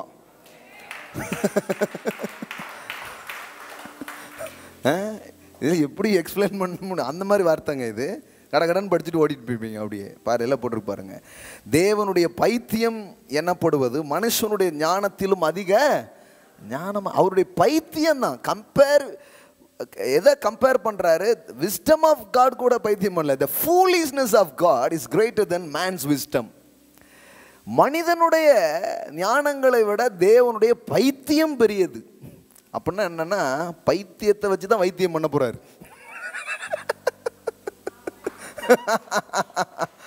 வைத்தியமே எதனால தான் நடக்க போகுது? ஒருத்தர் சிலுவையில் தொங்குவார், ரத்தம் சிந்துவார், அதை பார்த்தா ரட்சிப்பு இப்படின்னே மற்றவனுக்குலாம் சப்புன்னு ஆகிப்போச்சு. என்ன பாஸ் சால்வேஷனுக்கு வேற ஏதாவது சொல்லுவீங்கன்னு பார்த்தா, யாரோ ஒரு கார்பெண்டரு கண்ணின் வயிற்றில் பிறந்தாருங்கிறீங்க, அவர் வந்து மறிச்சாரு, ரத்தம் சிந்தார். ஒன்றும் அட்ராக்ஷனாகவே தெரியலையே, ஒன்றுமே தெரியல, பைத்தியமாக இருக்குல்ல. இதுதான் வைத்தியம். இதை நம்புகிறவனுக்கு அது பலன். இங்குதான் உனக்கு சுகமேன்டர். ஆமேன். ஏதாவது ஒரு லாஜிக்கா ரொம்ப ஏதாவது தத்துவம் ஏதாவது சொல்லுவாருன்னு பார்த்தா ஒன்றுமே இல்லை. இதை பார் ரட்சிக்கப்படுவா அப்படின்ட்டு. ஒன்றும் நம்புற மாதிரி, நம்புறவனுக்கு வைத்தியம் அப்படின்ட்டார். ஆமாங்க, அப்படிதான் இருக்காங்க பாருங்க. அதிக ஞானமாய் இருக்கிறது தேவனுடைய. அடுத்தது பாருங்க, இன்னொரு கம்பேரிசன் சொல்றார். தேவனுடைய பலவீனம் எனப்படுவது. இதெல்லாம் நம்மளால திங்க் பண்ண முடியுமா? the weakness of God, the weakness of God. நம்ம வீக்னஸ் ஆஃப் மேன்லாம் படிச்சிருக்கோம். இங்கே என்ன போட்டிருக்குது? the weakness of God. தேவனுடைய பலவீனம் என்னப்படுவது மனுஷனுடைய பலத்திலும் அதிக பலமாய் இருக்கிறது. தேவன் தள்ளாடி ஒன்று பண்ணாலே இங்கே பலத்தோடு பண்ண காரியத்தை விட அது பலமாக இருக்குமா?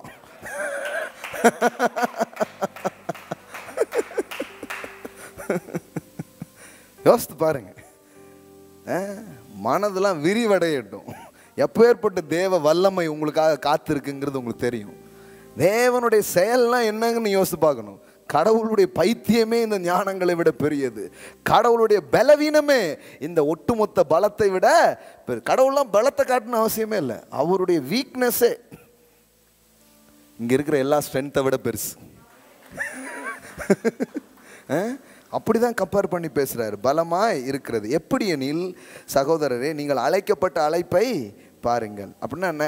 கடவுள் இன்டர்வியூ எடுக்கிறாரு, அவர் சூஸ் பண்றாரு. அந்த இடத்த போய் நினைக்காது பார்த்துருக்கியா? அவர் எந்த மாதிரி ஆளெல்லாம் கூப்பிடுறாருன்னு பார்த்துருக்கியா? அவருடைய தெரிந்து கொள்ளுதல் நீ பார்த்துருக்கியா அப்படின்னு பேசிட்டு காமிக்கிறாரு. மாம்சத்தின்படி ஞானிகள் அநேகர் இல்லையே, வல்லவர்கள் அநேகர் இல்லையே, பிரபுக்கள் அநேகர் இல்லையே. ஞானிகளை வெட்கப்படுத்தும்படி தேவன் உலகத்தில் பைத்தியமானவைகளை தெரிந்து கொண்டார். பலம் உள்ளவைகளை வெட்கப்படுத்தும்படி தேவன் உலகத்தில் பலவீனமானவைகளை தெரிந்து கொண்டார். அப்போ நான் பைத்தியமாக இருக்கேங்க அப்படின்னீங்கன்னா கடவுள் சொல்கிறாரு, அப்போ நீ தான் எனக்கு வேணும். நான் ரொம்ப வீக் பர்சங்க, கடவுள் சொல்கிறார், you are chosen, you are selected, you are appointed அப்படிங்கிறார். இழுத்துக்கிட்டே இருக்குங்க, எத்தனை நாள் தாக்கு பிடிக்குமே தெரிலங்க அப்படின்னா கடவுள் சொல்கிறார், ரொம்ப வீக்கா, அப்போ நீ தான் எனக்கு வேணும். ஒரு பிரோஜனமும் இல்லைங்க, எதுவுமே பண்ணுறதுக்கு லாக்கியே இல்லைங்க, அப்போ நம்ம கம்பெனியில் சேர்ந்துரு அப்படிங்காரு. நீங்கள் பைபிள் பார்த்தீங்கன்னா இந்த டீம் சூஸ் பண்ணுறதுன்னு இருக்குல்ல, ஆட்களை தேர்ந்தெடுக்கிறதுன்னு இருக்குது பார்த்தீங்களா? இப்போ ஒரு கம்பெனின்னு எடுத்துட்டிங்கன்னா ரொம்ப என்ட்ரி வச்சு கரெக்டான ஆட்களை நல்லா என்ன பண்ணுவாங்க, சூஸ் பண்ணி எடுப்பாங்க. நீங்கள் பைபிளில் பார்த்தீங்கன்னா நல்ல திறமையான ஆளாக இருந்தால் சவுல் உடனே அவங்கள ஆளுக்கு வேலைக்கு எடுத்துடுவான். திறமையான ஆட்கள்லாம் பார்த்தா சவுல் அவர் என்ன பண்ணிடுவார், சூஸ் பண்ணிடுவார். ஆனால் தாவீது கூட சேர்ந்தவங்க பூரா யார் தெரியுமா? முறுமுறுக்கிறவர்கள், கடன்பட்டவர்கள், ஒடுக்கப்பட்டவர்கள், அப்ரெஸ்டு, சப்ரெஸ்டு, டிப்ரெஸ்டு. இவர்களை சேர்த்து கொண்டு இவர்களுக்கு தலைவனானான். நல்லா விளங்குச்சு அப்படிங்கிறீங்களா? உண்மையில் அதான் விளங்குச்சு. அதாவது கடன் வாங்கி ஓடி போனவன் பூரா யார்கிட்ட சேர்ந்துக்கிட்டான்? எதுக்கு? என்ன ஏற்கனவே சவுல் தேடுறான், என்ன ஊரு பூரா தேடுது. வாங்க ஒன்னா சேர்ந்து ஒளிஞ்சுக்குவோம்.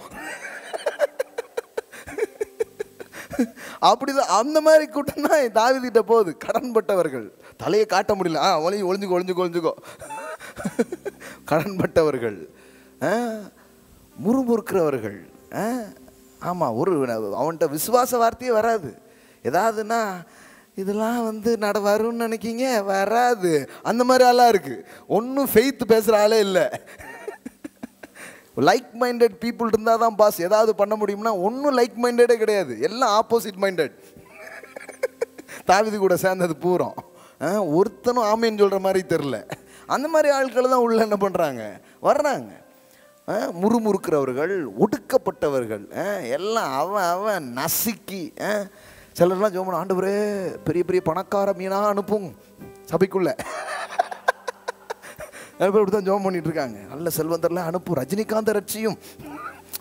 நான் சின்ன பிள்ளையிலேருந்து இந்த ஜெபத்தை பார்த்துருக்கேன். நான்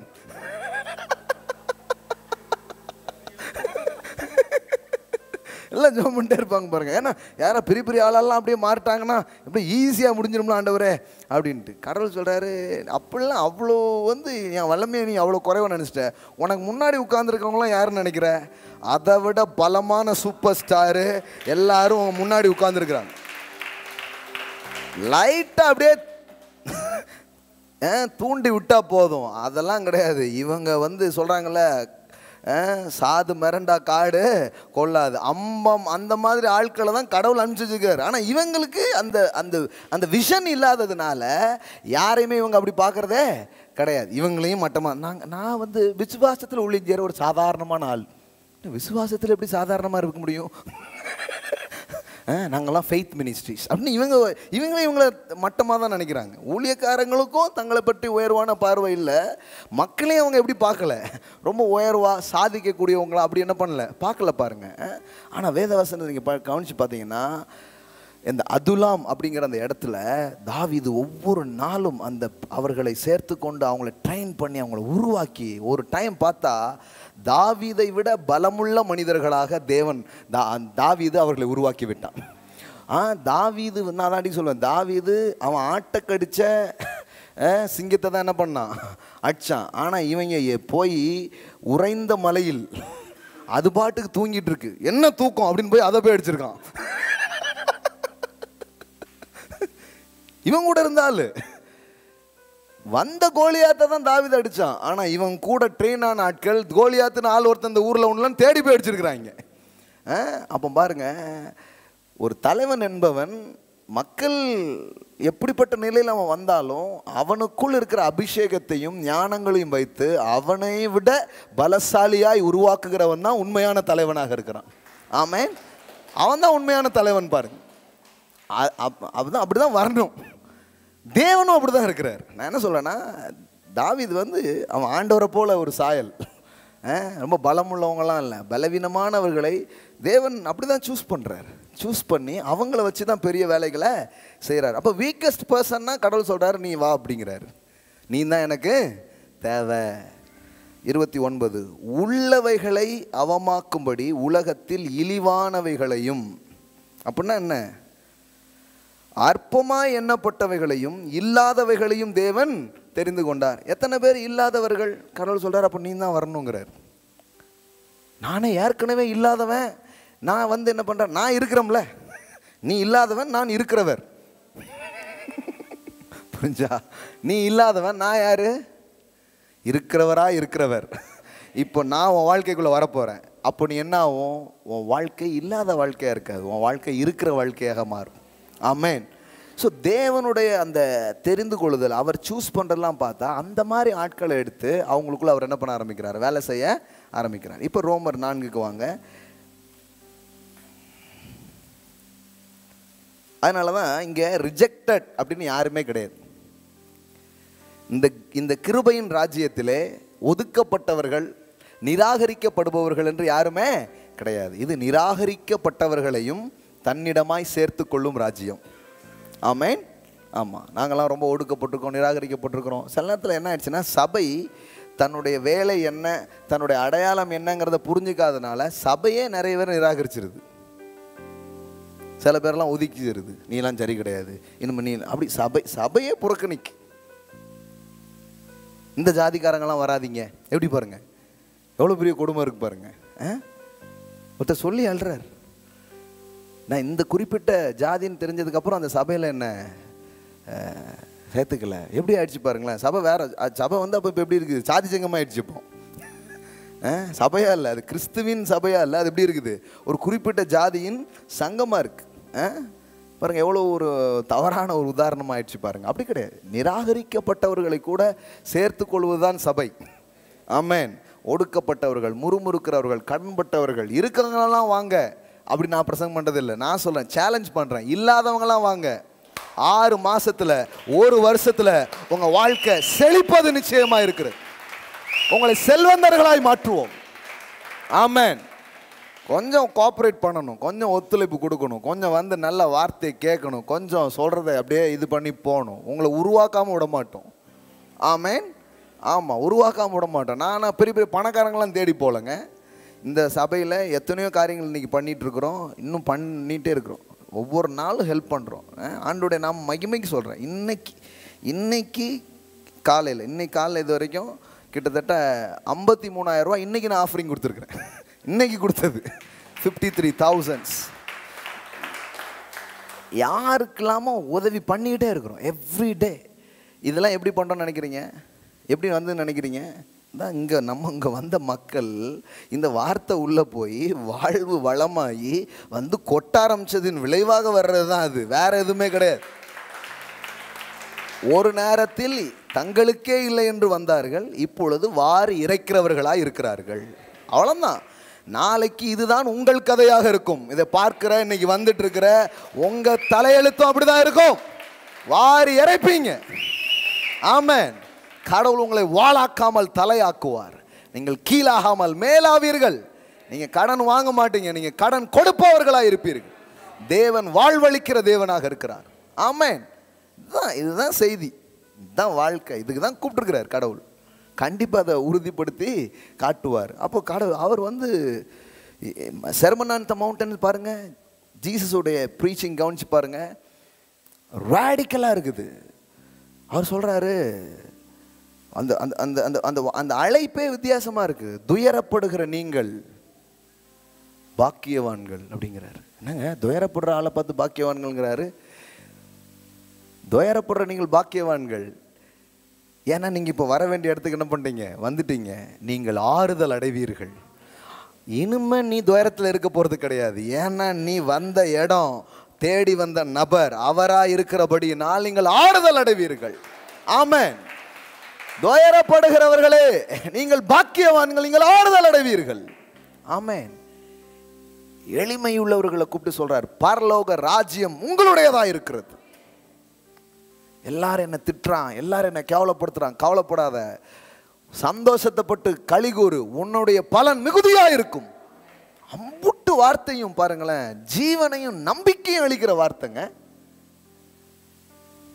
எப்படி இருந்திருக்கும் பாருங்க. 3 நாள் சோறு தண்ணி இல்லாமலே உட்காந்து கேட்டுக்கிட்டு இருந்திருக்கான்.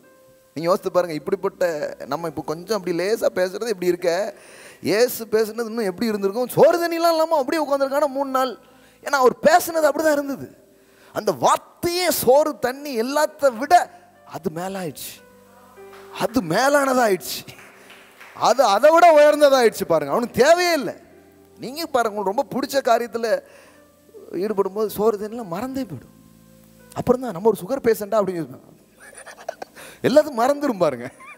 எல்லாம் மறந்து உட்காந்து இது பண்ணிட்டு இருப்பாங்க. அந்த மாதிரி தான் உட்காந்துருந்தாங்க. ஏன்னா ஒவ்வொரு வார்த்தையும் அதுதான் அவர் கூப்பிடுற கேட்டகரிஸ் எல்லாம் கூப்பிட்டு சொல்கிறாரு. துயரப்படுறீங்களா? இப்படி இருப்பீங்க, உங்களுக்கு தான் அது நடக்கும். அமைதியாக போகிறன்ட்டு உன்னை கிண்டல் பண்ணிட்டு போகிறானா, கவலைப்படாத, சாந்த குணமுள்ள நீ பாக்கியவான், நீ பூமியையே சுதந்தரிப்பாய் அப்படின்ட்டு. பூமியே நீ சுதந்தரிப்பாய். நீ ஏமாலியா கோமாலியா போக மாட்ட, நீ தான் இன்ஹெரிட் பண்ணுவ. You will inherit. 50 பேருக்கும் நம்பிக்கை பாருங்களேன். அப்போ தேவனுடைய ராஜ்யம், கிருபையின் ராஜ்யம் யாரையும் நிராகரிக்கவே இல்லை. அது எல்லாரையும் அழைக்குது. எல்லாத்தையும் அழைச்சி அது வந்து அவங்க அடையாளத்தை அது என்ன பண்ணுது? மாற்றுது பாருங்க. 4ஆம் அதிகாரம் முடிப்போம். 4ஆம் அதிகாரம் 17 வாசிக்கிறேன் வேகமாக. அநேக ஜாதிகளுக்கு உன்னை தகப்பனாக ஏற்படுத்தின என்று எழுதியிருக்கிறபடி அவன் தான் விசுவாசித்தவருமாய் மரித்தோரை உயிர்ப்பித்து இல்லாதவைகளை இருக்கிறவைகளை போல் அழைக்கிறவருமாய் இருக்கிற தேவனுக்கு. கடவுள் எப்படி அழைக்கிறாராம்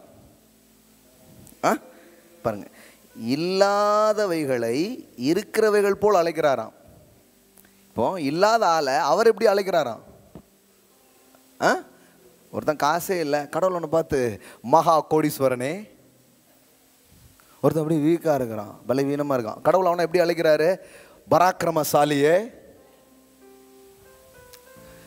புரியுதா உங்களுக்கு? இப்போ கிதியோன் வந்து தான் நிலத்தில் உள்ளதை எடுத்து தான் வீட்டுக்கு கொண்டு போக முடியாமல் பயந்து போய் கொஞ்சோல ஓரமாக எடுத்து கசக்கிட்டு இருக்கான் ஒரு பக்கத்தில். ஏதோ பொழப்புக்காக ஏதாவது கிடைக்குன்னு எடுத்துகிட்டு இருக்கிறான். அவ்வளோ பயந்தாங்களி. இப்போ கடவுள் அவனை அழைக்கிறார். எப்படி அழைக்கிறார் தெரியுமா? பராக்கிரமசாலியே அப்படிங்கிறார். வேற யாரையும் கூப்பிட்றாங்க போல நினச்சேன். ஏன்னா அவனை எப்படி பார்க்கவே இல்லை, பராக்கிரமசாலியை பார்க்கவே இல்லை. கடவுள் அவனை கூப்பிடுறார், பராக்கிரமசாலியே கர்த்தர் உன்னோடு இருக்கிறார். அவன் பயந்தாங்கொழியன்னா நான் தான் அப்படின்னு இருப்பான், நான் தான் அப்படின்ட்டு. ஆனால் அவன் கடவுள் அவனை பயந்தாங்கொழிங்கல, கடவுள் அவனை பார்த்து பராக்கிரமசாலி. பராக்கிரமசாலி யார்? நானா? நீ தான் பராக்கிரமசாலி. ஆங்கிலத்தில் வருது oh mighty man of warrior.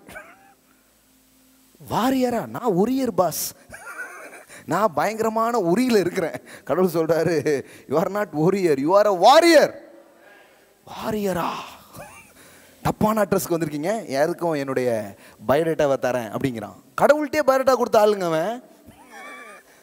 ஏன்னா சப்போஸ் டெலிவரி மாற்றி பண்ணிடக்கூடாது, வேற யாரையோ நீங்கள் ஆமாம் நீங்கள் வாசித்து பாருங்கள்.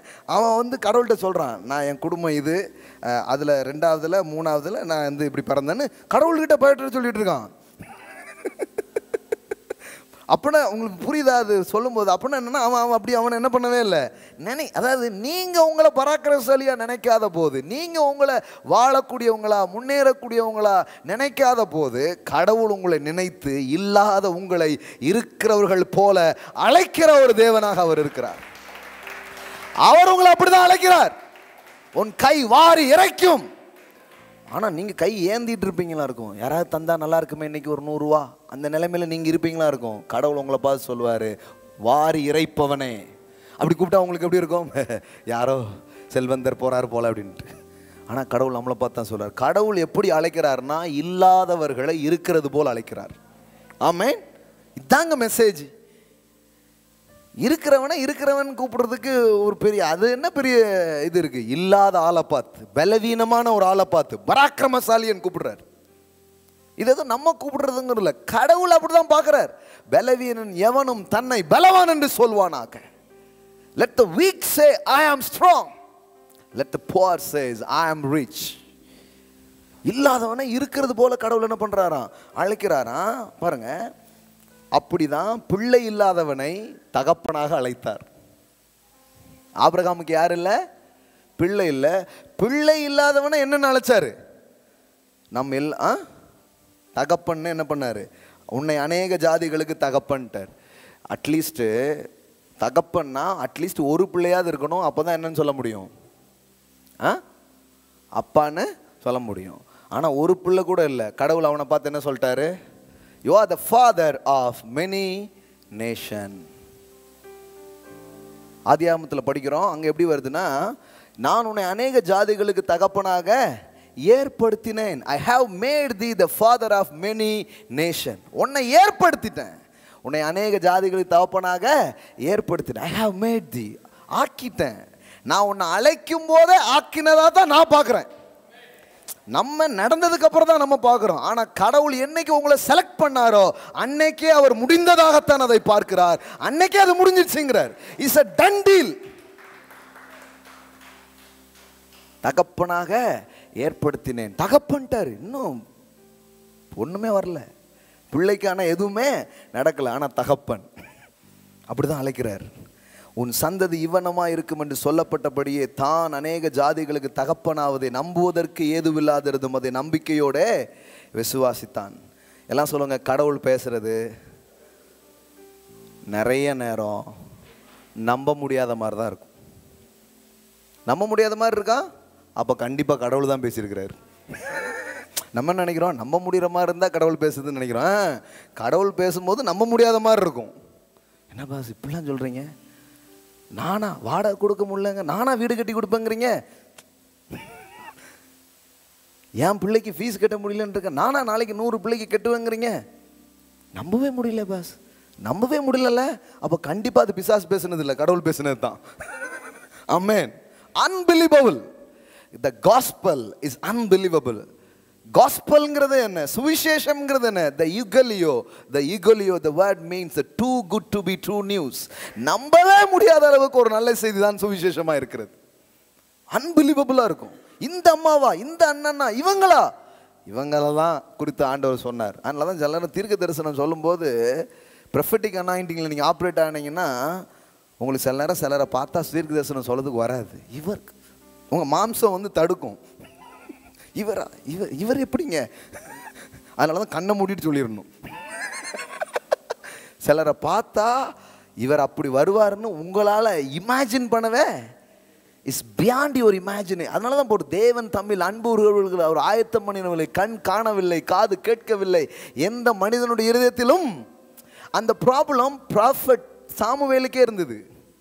அதனால தான் நெட்டை ஒருத்தன் வந்த உடனே இவன் சட்டுன்னு குப்பியை தூக்கிட்டான். ஆனானப்பட்ட சாமுவேலுக்கே இருந்த பிரச்சனைங்க அது.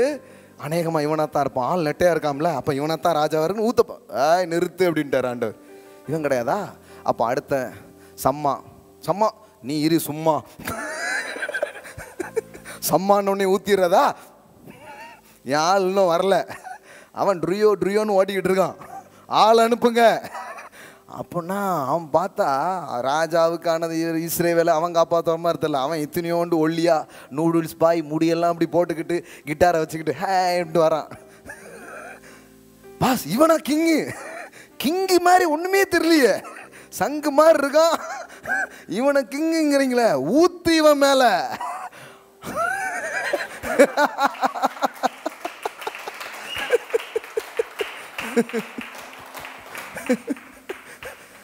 ஆமாங்க, சில நேரத்தில் நம்மளால் அதை அங்கீகரிக்கவே முடியாது. நமக்கே ஒரு ஆச்சரியமாக இருக்கும். அதனால தான் சொல்கிறது, மூளைக்கு ஆகாதென்று தள்ளப்பட்ட கல் மூளைக்கு தலைக்கல்லாயிற்று, இது கர்த்தரால் ஆயிற்று, நம் கண்களுக்கு ஆச்சரியமாக இருக்கிறது. ஆமேன். அவன் தலையில் தான் ஊற்றுனாங்க. அப்போ சில நேரம் நமக்கே பேச வராது. இவங்களை பார்த்தா இந்த ஜனங்களுக்கா ப்ராஸ்பரிட்டி மெசேஜ்? கொஞ்சம் கீரில் வந்தாங்கன்னா அவங்களுக்கு ப்ராஸ்பரிட்டி பேசலாம். இப்போ நிறைய பேர் என்னென்ன பிரச்சனைனா, இதெல்லாம் இங்கே வேலை செய்யாதுங்கிறாங்க. பாஸ் இந்தியாவில் வேலை செய்யலைன்னா அப்புறம் எங்கே வேலை செய்ய போகுது? இந்த இல்லாமையிலையும் தரித்திரத்தையும் வாழுகிற மக்களுக்கு வேலை செய்யலைன்னா அது ப்ராஸ்பரிட்டி மெசேஜே கிடையாது. எங்கேயோ ஒரு நல்ல நாட்டில் அது வேலை செய்யுதுங்கிறது மேட்ரு கிடையாது. இங்கே வேலை செய்யும், இங்கே வேலை செய்யுது, இங்கே இன்னும் பெருசாக வேலை செய்ய போகுது. ஆமாங்க, ஊத்த அது நடக்கும். அப்போ அன்பிலீவபிளாக இருக்குது. ப்ராஃபஸி சொல்ல வரமாட்டுக்கு. சில நேரம் இப்போ பிரசங்கம் பண்ணுறவங்களுக்கு ஏன் சில நேரம் பிரச்சனை ஆகிடுதுன்னா, இவனை நீதிமான நான் எப்படி சொல்ல? புரியுதா உங்களுக்கு? பண்ணுறதெல்லாம் நமக்கு தெரியுது, இவனை எப்படி நீதிமான்? புரியுதா உங்களுக்கு? ஓ நீதிமான்களே அப்படின்னு ஒரு மாதிரி ஆகுது. நீதிமான்னு சொல்கிற மாதிரி தெரியலையே, நீதிமான்னு சொல்ல முடியாத. ஆனால் அதான் நீங்கள் இந்த இதை பார்க்கவே கூடாது. பவுல் எடுத்த தீர்மானத்துக்கு நீங்கள் வந்துடணும். மாம்சத்தின்படி ஒருவனையும் அறியேன். மாம்சத்தின்படி அறியேன். அவன் சைஸு, அவன் படிப்பு, அவன் பட்டம், அவன் பேக்ரவுண்டு, அவன் ஆக்ஷன், இது எதையும் பார்க்க மாட்டேன். கிறிஸ்துக்குள்ள தேவன் எப்படி பார்க்குறாரோ அப்படியே பார்த்து பேச போகிறேன். அவன் அப்படியே மறுரூபம் ஆயிடுவான். அப்படி அவ்வளோதான். நீதிமான் அப்படின்னு நீ பேசு. அவன் நீதிமானா இருக்கான் இல்லை கவரிமானோ புள்ளிமானோ, நீ அவன் இருக்கிற மாதிரிலாம் பேசாத. நான் சொன்னதை பேசு, அது மாதிரி அவன் ஆயிடுவான். ஆமேன். ரேடிக்கலாக பாருங்களேன். இருட்டாக இருக்கும்போது வெளிச்சத்தை பேச முடியுமா? அதுதான் தேவனுடைய ஸ்டைல். இருட்டாக இருக்கும்போது லெட் தேர் பி லைட் அப்படிங்கிறாரு பாருங்க. அதான் தேவனுடைய செயல். மரித்து இருக்கும் பொழுது தேவன் பேசுகிறாரு பாருங்க, லாசரை வெளியே வா, அதுதான் தேவனுடைய செயல். அப்போ காரியங்கள் பார்த்தா அப்படி இல்லை, ஆனால் தேவன் அவ்விதமாய் அழைக்கிறார். ஆமேன். இன்னைக்கு நம்மளை அழைக்கிறார். தேவனுடைய அழைப்பு உங்கள் மேலே வருது, தேவனுடைய தெரிந்து கொள்ளுதல் உங்கள் மேலே வருது. நம்புவதற்கு ஏதுவே இல்லை. அவன் விசுவாசத்தில் பலவீனமாக இருக்கவில்லை. இதெல்லாம் புதிய ஏற்பாட்டில் இருக்கிற ப்ரொமோஷன் வேர்ட்ஸ். அவன் விசுவாசத்தில் பலவீனமாக இருக்கவில்லைன்னு அர்த்தம்னா ஆபிரகாம் கதையே வேற. சரியா? இதெல்லாம் கிருபை அன்பு திரளான பாவங்களை மூடும். ஆபிரகாமுடைய ஒரு மிஸ்டேக் இங்கே வரல பாருங்களேன். ஏன்னா அவன் விசுவாசத்தான், அவன் பெரிய ஆள் அப்படி தான் போட்டிருக்கோம். அங்கே நீங்கள் பார்த்தீங்கன்னா அவன் அப்படி இல்லை. அப்புறமா பார்ப்போம் இன்னொரு நாள். அவன் விசுவாசத்தில் பலவீனமாய் இருக்கவில்லை. அவன் ஏறக்குறைய 100 வயதுள்ளவனாக இருக்கும் பொழுது தன் சரீரம் செத்து போனதையும் சாராளுடைய கற்பம் செத்து போனதையும் எண்ணாதிருந்தான். தேவனுடைய வாக்குத்தத்தை குறித்து அவன் அவிசுவாசமாய் சந்தேகப்படாமல். எல்லாம் சொல்லுங்க, எண்ணாதிருந்தான். சொல்லுங்க, எண்ணாதிருந்தான். என்ன சொன்ன? நீங்க தேவன் உங்களுக்கு மனது என்கிற ஒன்றை தந்து அதில் நீங்கள் யாரா உங்களை எண்றீங்க அப்படிங்கிறது ரொம்ப இம்பார்ட்டன்ட். இவன் தேவன் தன்னை எப்படி சொன்னாரோ அப்படி நினைக்க ஆரம்பிக்கிறான். நான் அநேக ஜாதிகளுக்கு தகப்பன். எல்லாம் சொல்லுங்க, அநேக ஜாதிகளுக்கு தகப்பன். ஆமேன். உங்களை குறித்து தேவன் என்னெல்லாம் சொல்லியிருக்கிறாரு அப்படி நீங்கள் உங்களை எண்ண ஆரம்பிக்கணும். உங்கள் பிரச்சனை இன்னொருத்தங்க உங்களை சரியாக எண்ணாதது அல்ல, நீங்கள் உங்களை சரியாக எண்ணாதது. நாங்கள் அவர்கள் பார்வைக்கு வெட்டுக்கிளியை போல் தெரிந்தோம். என்னாகமம் 13 வேவு பார்க்க போன அந்த கோத்திர பிதாக்கள் சொல்கிறாங்க, அவங்க பார்வைக்கு நாங்கள் யாராக இருந்தோம்? வெட்டுக்கிளியை போல இருந்தோம். நான் கேட்குறேன், உண்மையிலே அவங்க பார்வைக்கு அவங்க அப்படி இருந்தாங்களா? அவங்க தான் இவங்களை பார்க்கவே இல்லையே. இவங்கெல்லாம் யார்? ஸ்பை. இவங்க உளவாளிகள். இவங்க போய் மறைஞ்சு நின்று அவங்கள பார்த்துட்டு வந்துட்டாங்க. அவங்க இவங்களை பார்த்துருந்தாங்கன்னா கதையை முடிச்சிருப்பாங்க. ஆனால் இவங்களுடைய எண்ணம் என்னென்னா, அவங்க பார்வைக்கு அவங்கள பார்க்கும்போது நான்லாம் ஒன்றுமே இல்லை அப்படின்னு தங்களை வெட்டுக்கிளியை போல் அவர்கள் எண்ணிக்கொண்டிருந்தார்கள். அந்த எண்ணம் தான் அவங்க பிரசங்கத்தை, அவங்க பேச்சை, நம்பிக்கையெல்லாம் மாற்றி அவங்க வாழ்வை மட்டும் இல்லை, இஸ்ரவேலுடைய வாழ்வையே அது கெடுத்து போட்டது. ஆனால் இன்னும் சில பேர் இருந்தாங்க, அவங்க அப்படி எண்ணலை. அவங்க எண்ணம் ரொம்ப உயர்வாக இருந்தது. அவங்க எண்ணம் என்னன்னா, கடவுள் நம்ம மேலே பிரியமாக இருந்தால் நாம் அதுக்குள்ளே போவோம் அப்படின்னு சொன்னாங்க. ஆமேன். எளிதாக அதை சுதந்தரிப்போம் அப்படின்னு சொன்னாங்க. ஆமேன். அவங்க தான் உள்ளே போனாங்க கானானுக்குள்ளே. அந்த ஜோசுவாவும் அந்த காலேப்பு தான் எங்கே போனாங்க? கானானுக்குள்ளே போனாங்க. அப்போ இன்னைக்கு ஒன்றை புரிஞ்சுக்கோங்க, நிறைய காரியங்கள் அடுக்கடுக்காக பேசியிருக்கிறோம். முதலாவது, கடவுள் உங்களை மதிப்பாகவே பேசுகிறார். ஆமேன். உங்களுடைய அடையாளங்களை நீங்கள் என்ன பண்ணிக்கோங்க? புரிஞ்சுக்க ஆரம்பிங்க. உங்களுடைய எண்ணங்களில் தேவன் உங்களை என்னவாக சொல்கிறாரோ அதை உங்கள் எண்ணத்தில் என்ன பண்ண ஆரம்பிங்க? வைக்க ஆரம்பிங்க. சண்டேஸ் கூட அதை பற்றி தான் கொஞ்சம் பேசினேன். சண்டே முடிக்கும்போது கூட ஐடென்டிட்டியோடு தான் முடித்தேன். உங்கள் அனுபவம் எதுவோ அதை நம்பாதீங்க, உங்கள் அடையாளத்தை நம்புங்கள். நம்ம எல்லாருமே என்ன பண்ணிட்டு இருக்கோம் தெரியுமா? நம்மளுடைய எக்ஸ்பீரியன்ஸ் தான் நம்மளுடைய அடையாளம்னு நினைக்கிறோம். No no no. உங்களுடைய எக்ஸ்பீரியன்ஸ் உங்கள் அடையாளமே கிடையாது. உங்கள் அடையாளம் கிறிஸ்துவுக்குள்ள இருக்கு. கிறிஸ்துவுக்குள்ள உங்கள் அடையாளத்தை நீங்கள் கண்டுபிடிச்சி உங்கள் அடையாளத்தை நீங்கள் நம்புனீங்கன்னா நாளைக்கு உங்கள் எக்ஸ்பீரியன்ஸ் கூட மாறும். இப்போது உங்கள் வாழ்க்கையில் தோல்வி, நஷ்டம் இதெல்லாம் நடந்த உடனே நீங்கள் உங்களுக்கு ஒரு அடையாளம் கொடுத்துருவீங்க. என்ன அடையாளம் கொடுப்பீங்க? நான் ஒரு துரதிர்ஷ்டசாலி. என் வாழ்க்கையில் நடந்ததை வைக்கும்போது அநேகமாக நான் இதுதான் அப்படி நீங்களே உங்களுக்கு ஒரு அந்த ரூத்துடைய மாமி சொல்கிறா பார்த்தீங்களா, என் வாழ்க்கையில் நடந்ததை பார்த்ததுனால என்ன நகோமின்னு கூப்பிடாதீங்க, என்ன எப்படி கூப்பிடுங்க? மாறால்னு கூப்பிடுங்க அப்படின்னு சொன்னா. ஏன்? நகோமின்னா என்ன அர்த்தம்? ஹாப்பி, மகிழ்ச்சி அப்படின்னு அர்த்தம். அதனால் நீங்கள் என்ன நகோமின்னு என்ன பண்ணாதீங்க, கூப்பிடாதீங்க. மாறால்னா என்னது? கசப்பு. என்ன எப்படி சொல்லுங்க? என் எக்ஸ்பீரியன்ஸ் படியே எனக்கு பேர் வைங்க, என் பேரை மாற்றுங்க, எழுதுங்கள் என் கல்லறையில் அவன் பைத்தியக்காரன் என்று அப்படின்னு அனுபவத்துக்கு ஏற்ற மாதிரி பேரெல்லாம் மாற்றுங்க அப்படின்னு ஆயிடுச்சு. மனிதர்கள் அப்படி தான் இருக்கிறாங்க. என் பேரை சேஞ்ச் பண்ணுங்க, பேரை மாற்றுங்கன்னு சொல்லுவாங்க பார்த்துங்க. நிறைய பேர் நல்ல நேரத்தில் வச்சாங்க பரிபூர்ணம்னு, ஒரு ஒன்றத்தையும் காணும். ராஜான்னு வச்சாங்க, ஒன்றத்தையும் காணும். சிலருக்கெல்லாம் ஒரு மாதிரி ஆகிடும், சேஞ்ச் மை நேம் அப்படின்றாங்க. என் பேரை மாற்றிடுங்க, பேரை மாற்றிட்டா ரொம்ப நல்லது அப்படிங்கிற மாதிரி இருக்கும். அப்படி இல்லை பாருங்கள். உங்களுடைய நேம், உங்களுடைய அனுபவம் உங்கள் பேரை மாற்றணுங்கிறது பிசாசனுடைய அடையாளம். ஆனால் கடவுள், நான் உனக்கு நகோமின்னு பேர் வச்சுருக்கேன், மகிழ்ச்சி தானே, அதுலேயே நில்லு, எப்படிப்பட்ட மகிழ்ச்சி உனக்கு காத்துட்ருக்கு பார், கண்டிப்பாக நீ மகிழ்ச்சியை பார்ப்ப. ஆமென். பாருங்கள், அவள் வாழ்க்கை மரணத்தில் முடியவில்லை, அவருடைய வாழ்க்கை மகிழ்ச்சியில் முடிந்தது. ஆமென். ஸோ உங்களுடைய அடையாளங்களில் நில்லுங்க. கிறிஸ்துவுக்குள் நீங்கள் யார் என்பதை அறிந்து கொள்ளுங்கள். இன்னும் இந்த கிருபையின் வெளிப்பாட்டில் நாம் வளருவோம். எழுந்து நிற்போம். Thank you, Jesus. Hallelujah. Wow.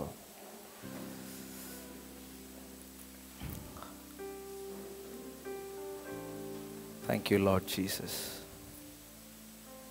You are chosen. இன்னைக்கு இந்த மாலையில இந்த பார்த்து கொண்டிருக்கிற இதுல இணைந்திருக்கிற உங்களுக்கு தேவன் தம் வார்த்தைகளை அனுப்பி கொண்டிருக்கிறார். அவர் உங்களை பார்த்து சொல்றார், you are a chosen.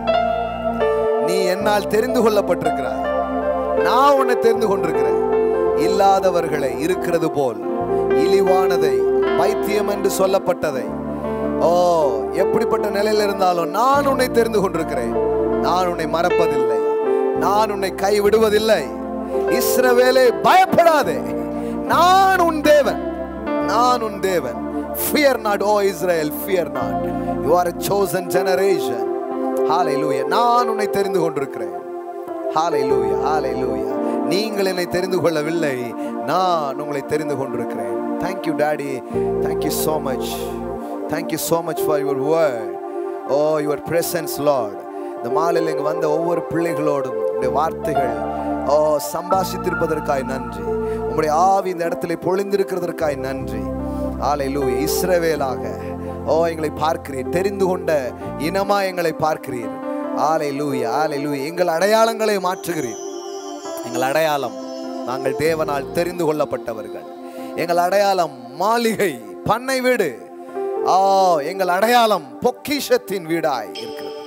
எங்கள் அடையாளம், ஹல்லேலூயா, இல்லாததை இருக்கிறது போல் அழைக்கிற தேவன் எங்களை பராக்கிரமசாலி என்று அழைத்திருக்கிறார். ஹல்லேலூயா, ஹல்லேலூயா. எங்கள் அனுபவங்களை நாங்கள் நம்புவதை தூக்கி தூர போட்டு விட்டுட்டு எங்கள் அடையாளங்களை நம்ப போகிறோம். எங்களை அழைத்தவரை நாங்கள் நம்ப போகிறோம். நீங்க எங்களை என்னன்னு சொல்றீங்களோ அதை நாங்கள் நம்ப போறோம் சுவாமி. இந்த மாலை அவங்க வாழ்க்கை அப்படியே மாறட்டும் சுவாமி, மறுரூபமாகட்டும். இதுவரை தங்கள் அனுபவங்களை, கசப்பு வழியா போனா என் பேர் கண்டிப்பா மாறாளா தான் இருக்கணுங்கிற பொய் இன்று மாலை உடையட்டும் இயேசுவின் நாமத்தினால். தோல்வியின் வழியா போன நீ தோல்வியாளன்னு ஒரு அடையாளத்தை உங்களுக்கு கொடுத்திருந்தா இன்றைக்கு அந்த அடையாளம் உடைகிறது இயேசுவின் நாமத்தினாலே. வாழ்க்கை இழந்து போயிருந்தா நீ வாழ்க்கை இழந்தவள் என்பதுகிற அடையாளத்தை தேவன் உடைக்கிறார். உன் தேசம் வாழ்க்கைப்படும், நீ எப்சிபா என்றும் பியூலா என்றும் அழைக்கப்படுவீர்கள் என்று எழுதப்பட்டிருக்கு. உன் தேசம் வாழ்க்கைப்படும். ஹல்லேலூயா, ஹல்லேலூயா. தேற்ற வட்டவளே, பெருங்காற்றில் அடிபட்டவளே, தேவன் உன்னை அழைக்கிறார். சிருஷ்டிகரே உன் நாயகர், அவரே உன் நாயகர், அவரே உன் நாயகர். அவர் உன்னுடைய கற்களை விலையுறுந்த கற்களால் உன் அஸ்திபாரம் இடுகிறவர். ஹல்லேலூயா. Thank you so much for your loving presence, Lord. இந்த இடத்துல இருக்கிற எங்களை ஆறுதல் படுத்துகிற, தேர்தல் படுத்துகிற, எங்கள் காயங்களை கட்டுகிற உடைய பிரசன்னத்திற்காக நன்றி. Thank you, Daddy. Thank you, Daddy. நீங்க எங்களை குறித்து ஒன்று சொல்லியிருக்கிறீங்க, அதை நாங்கள் நம்புறோம். எங்க எக்ஸ்பீரியன்ஸே கிடையாது. ஹல்லேலூயா. எங்கள் அடையாளங்களை நாங்கள் நம்புகிறோம். எங்கள் ஆண்டவரை நாங்கள் நம்புகிறோம். இந்த மாலையிலும் ஆண்டவரே எங்களை உயிர்ப்பிக்கும் உடைய வார்த்தைகளை அனுப்பினதற்காக நன்றி. இது எங்களுக்கு ஊழியம் செய்திருப்பதற்காக நன்றி சுவாமி. நன்றி சுவாமி. எல்லா மகிமையும் உண்டாகட்டும் சுவாமி. இந்த பிள்ளைகள் ஒவ்வொரு நாளும் இந்த அடையாளத்தின் வெளிப்பாட்டுக்குள், வெளிச்சங்களுக்குள் நடக்கட்டும், உயரட்டும் என்று ஆசீர்வதிக்கிறோம் இயேசுவின் நாமத்தினால் பிதாவே. ஆமென், ஆமென், ஆமென். Praise God. Wow, what a glorious evening. Makaraba shadalabo kora shekire. Wow, wow, wow, wow, wow. தேவன் உங்களை அழைக்கிறார், உங்களை வேற மாதிரி அழைக்கிறார். இன்னையிலிருந்து அவர் உங்களை எப்படி அழைக்கிறாரோ அப்படி நீங்க அழைக்கணும். ஆமென். செல்வந்தர்களாக, தேவனுடைய பிள்ளைகளாக, சுகமுள்ளவர்களாக கடவுளே எனக்கு இருக்கிறார். உங்களை அனாதை என்று அழைக்காதீங்க, அப்பாவே உடையவன் என்று அழையுங்கள். திக்கற்றவர்கள் என்று உங்களை அழைக்காதீங்க, எனக்கு தெய்வமே துணை என்று அழையுங்கள். ஆமென். ஹல்லேலூயா. தேவன் என் பட்சமா இருக்கிறார். உங்களை வேற மாதிரி பாருங்க, வேற மாதிரி உங்களை அழைக்க துவங்குங்கள். ஏனென்றால் தேவன் உங்களை அவ்விதமாக அழைக்கிறார். ஆமென். ஹல்லேலூயா. அதெல்லாம் உங்க வாழ்க்கையில் அவர் உறுதிப்படுத்துவார். ஆபிரகாமுக்கு உண்மையா இருந்தவர் உங்களுக்கு உண்மையா இருப்பார். ஆமென். ஹல்லேலூயா. தேவனுடைய வார்த்தையை நீங்கள் கனம் பண்ணும்படி கொடுக்கலாம். உங்கள் கரங்களை எடுத்துக்கொண்டு அறிக்கை செய்து யுவர் ஃபெய்த் சீட், நீங்கள் தேவனுடைய வார்த்தையை கனம் பண்ணுகிற உங்கள் பொருளாதாரத்தை நீங்கள் விதைக்கலாம். ஆன்லைனில் பார்க்குற பிள்ளைங்க ஆன்லைனில் நீங்கள் விதைக்கலாம். கூகுள் பே ஆர் அக்கௌண்ட் மூலமாக நீங்கள் விதைக்கலாம். கையில் எடுத்துக்கோங்க. Thank you Jesus. Hallelujah, hallelujah. Thank you Lord Jesus. தகப்பனே, இன்னைக்கு இந்த கையில் அவங்க வச்சிருக்கிறது ஒரு விதை. பணங்கிறது ஒரு மனுஷனுடைய திறமை, நேரம் எல்லாத்தையுமே செலவு பண்ணி தான் அது கையில் வருது. ஆனால் அதை அவங்க கொண்டு வரும்போது கிட்டத்தட்ட அவங்க வாழ்க்கையில் ரொம்ப முக்கியமான ஒன்றை உங்ககிட்ட அர்ப்பணிக்கிறாங்க சுவாமி. அதனால் கிவிங் வந்து இட்ஸ் நாட் ஆர்டினரி திங்ஸ். கொடுப்பது என்பது ஒரு சாதாரணமான காரியம் அல்ல. தேவன் அதை பெரிதாக ஒன்றை பார்க்கிறார். விசுவாசத்தின் முதல் அடையாளமாக வேதாகமத்தில் சொல்லப்பட்டிருக்கிறது கிவிங் தான். It's a sign of faith. அதுதான் முதல் அடையாளம் என்று எபிரேயரில் நாம் படிக்கிறோம். விசுவாசத்தினாலே காயின் உடைய பலியை பார்க்கிலும் மேன்மையான பலியை, மேன்மையான காணிக்கையை ஆபேல் செலுத்தினான் எழுதிருக்கு. ஸோ நீங்கள் கொடுக்கறது ஏதோ சும்மா இல்லை, இட்ஸ் ஃபெய்த். கடவுள் அதை மேன்மையாக பார்க்குறார். தகப்பனே, நீங்கள் அப்படி பார்க்குறீங்க, அதுக்காக நன்றி. இந்த பிளஸ் பண்ணுற இயேசுவின் நாமத்தில் அவங்க கையில் அதை அப்படியே வளரட்டும். அவங்க வாழ்க்கையில் பொருளாதாரம் பெருகட்டும். நீங்கள் இன்னைக்கு சொன்ன மாதிரியே இந்த ப்ராஸ்பெரிட்டி அனாயிண்டிங்ஸை அவங்க மேலே நான் பேசுகிறேன். என் தேவன் தமது மகிமையின் ஐஸ்வரியத்தின்படி இவர்கள் குறைவுகளை எல்லாம் கிறிஸ்து இயேசுவுக்குள் மகிமையில் நிறைவாவதாக என்று ஆசீர்வதிக்கிறேன். நீங்கள் அப்படியே செய்வதற்காக நன்றி. ஆமென்.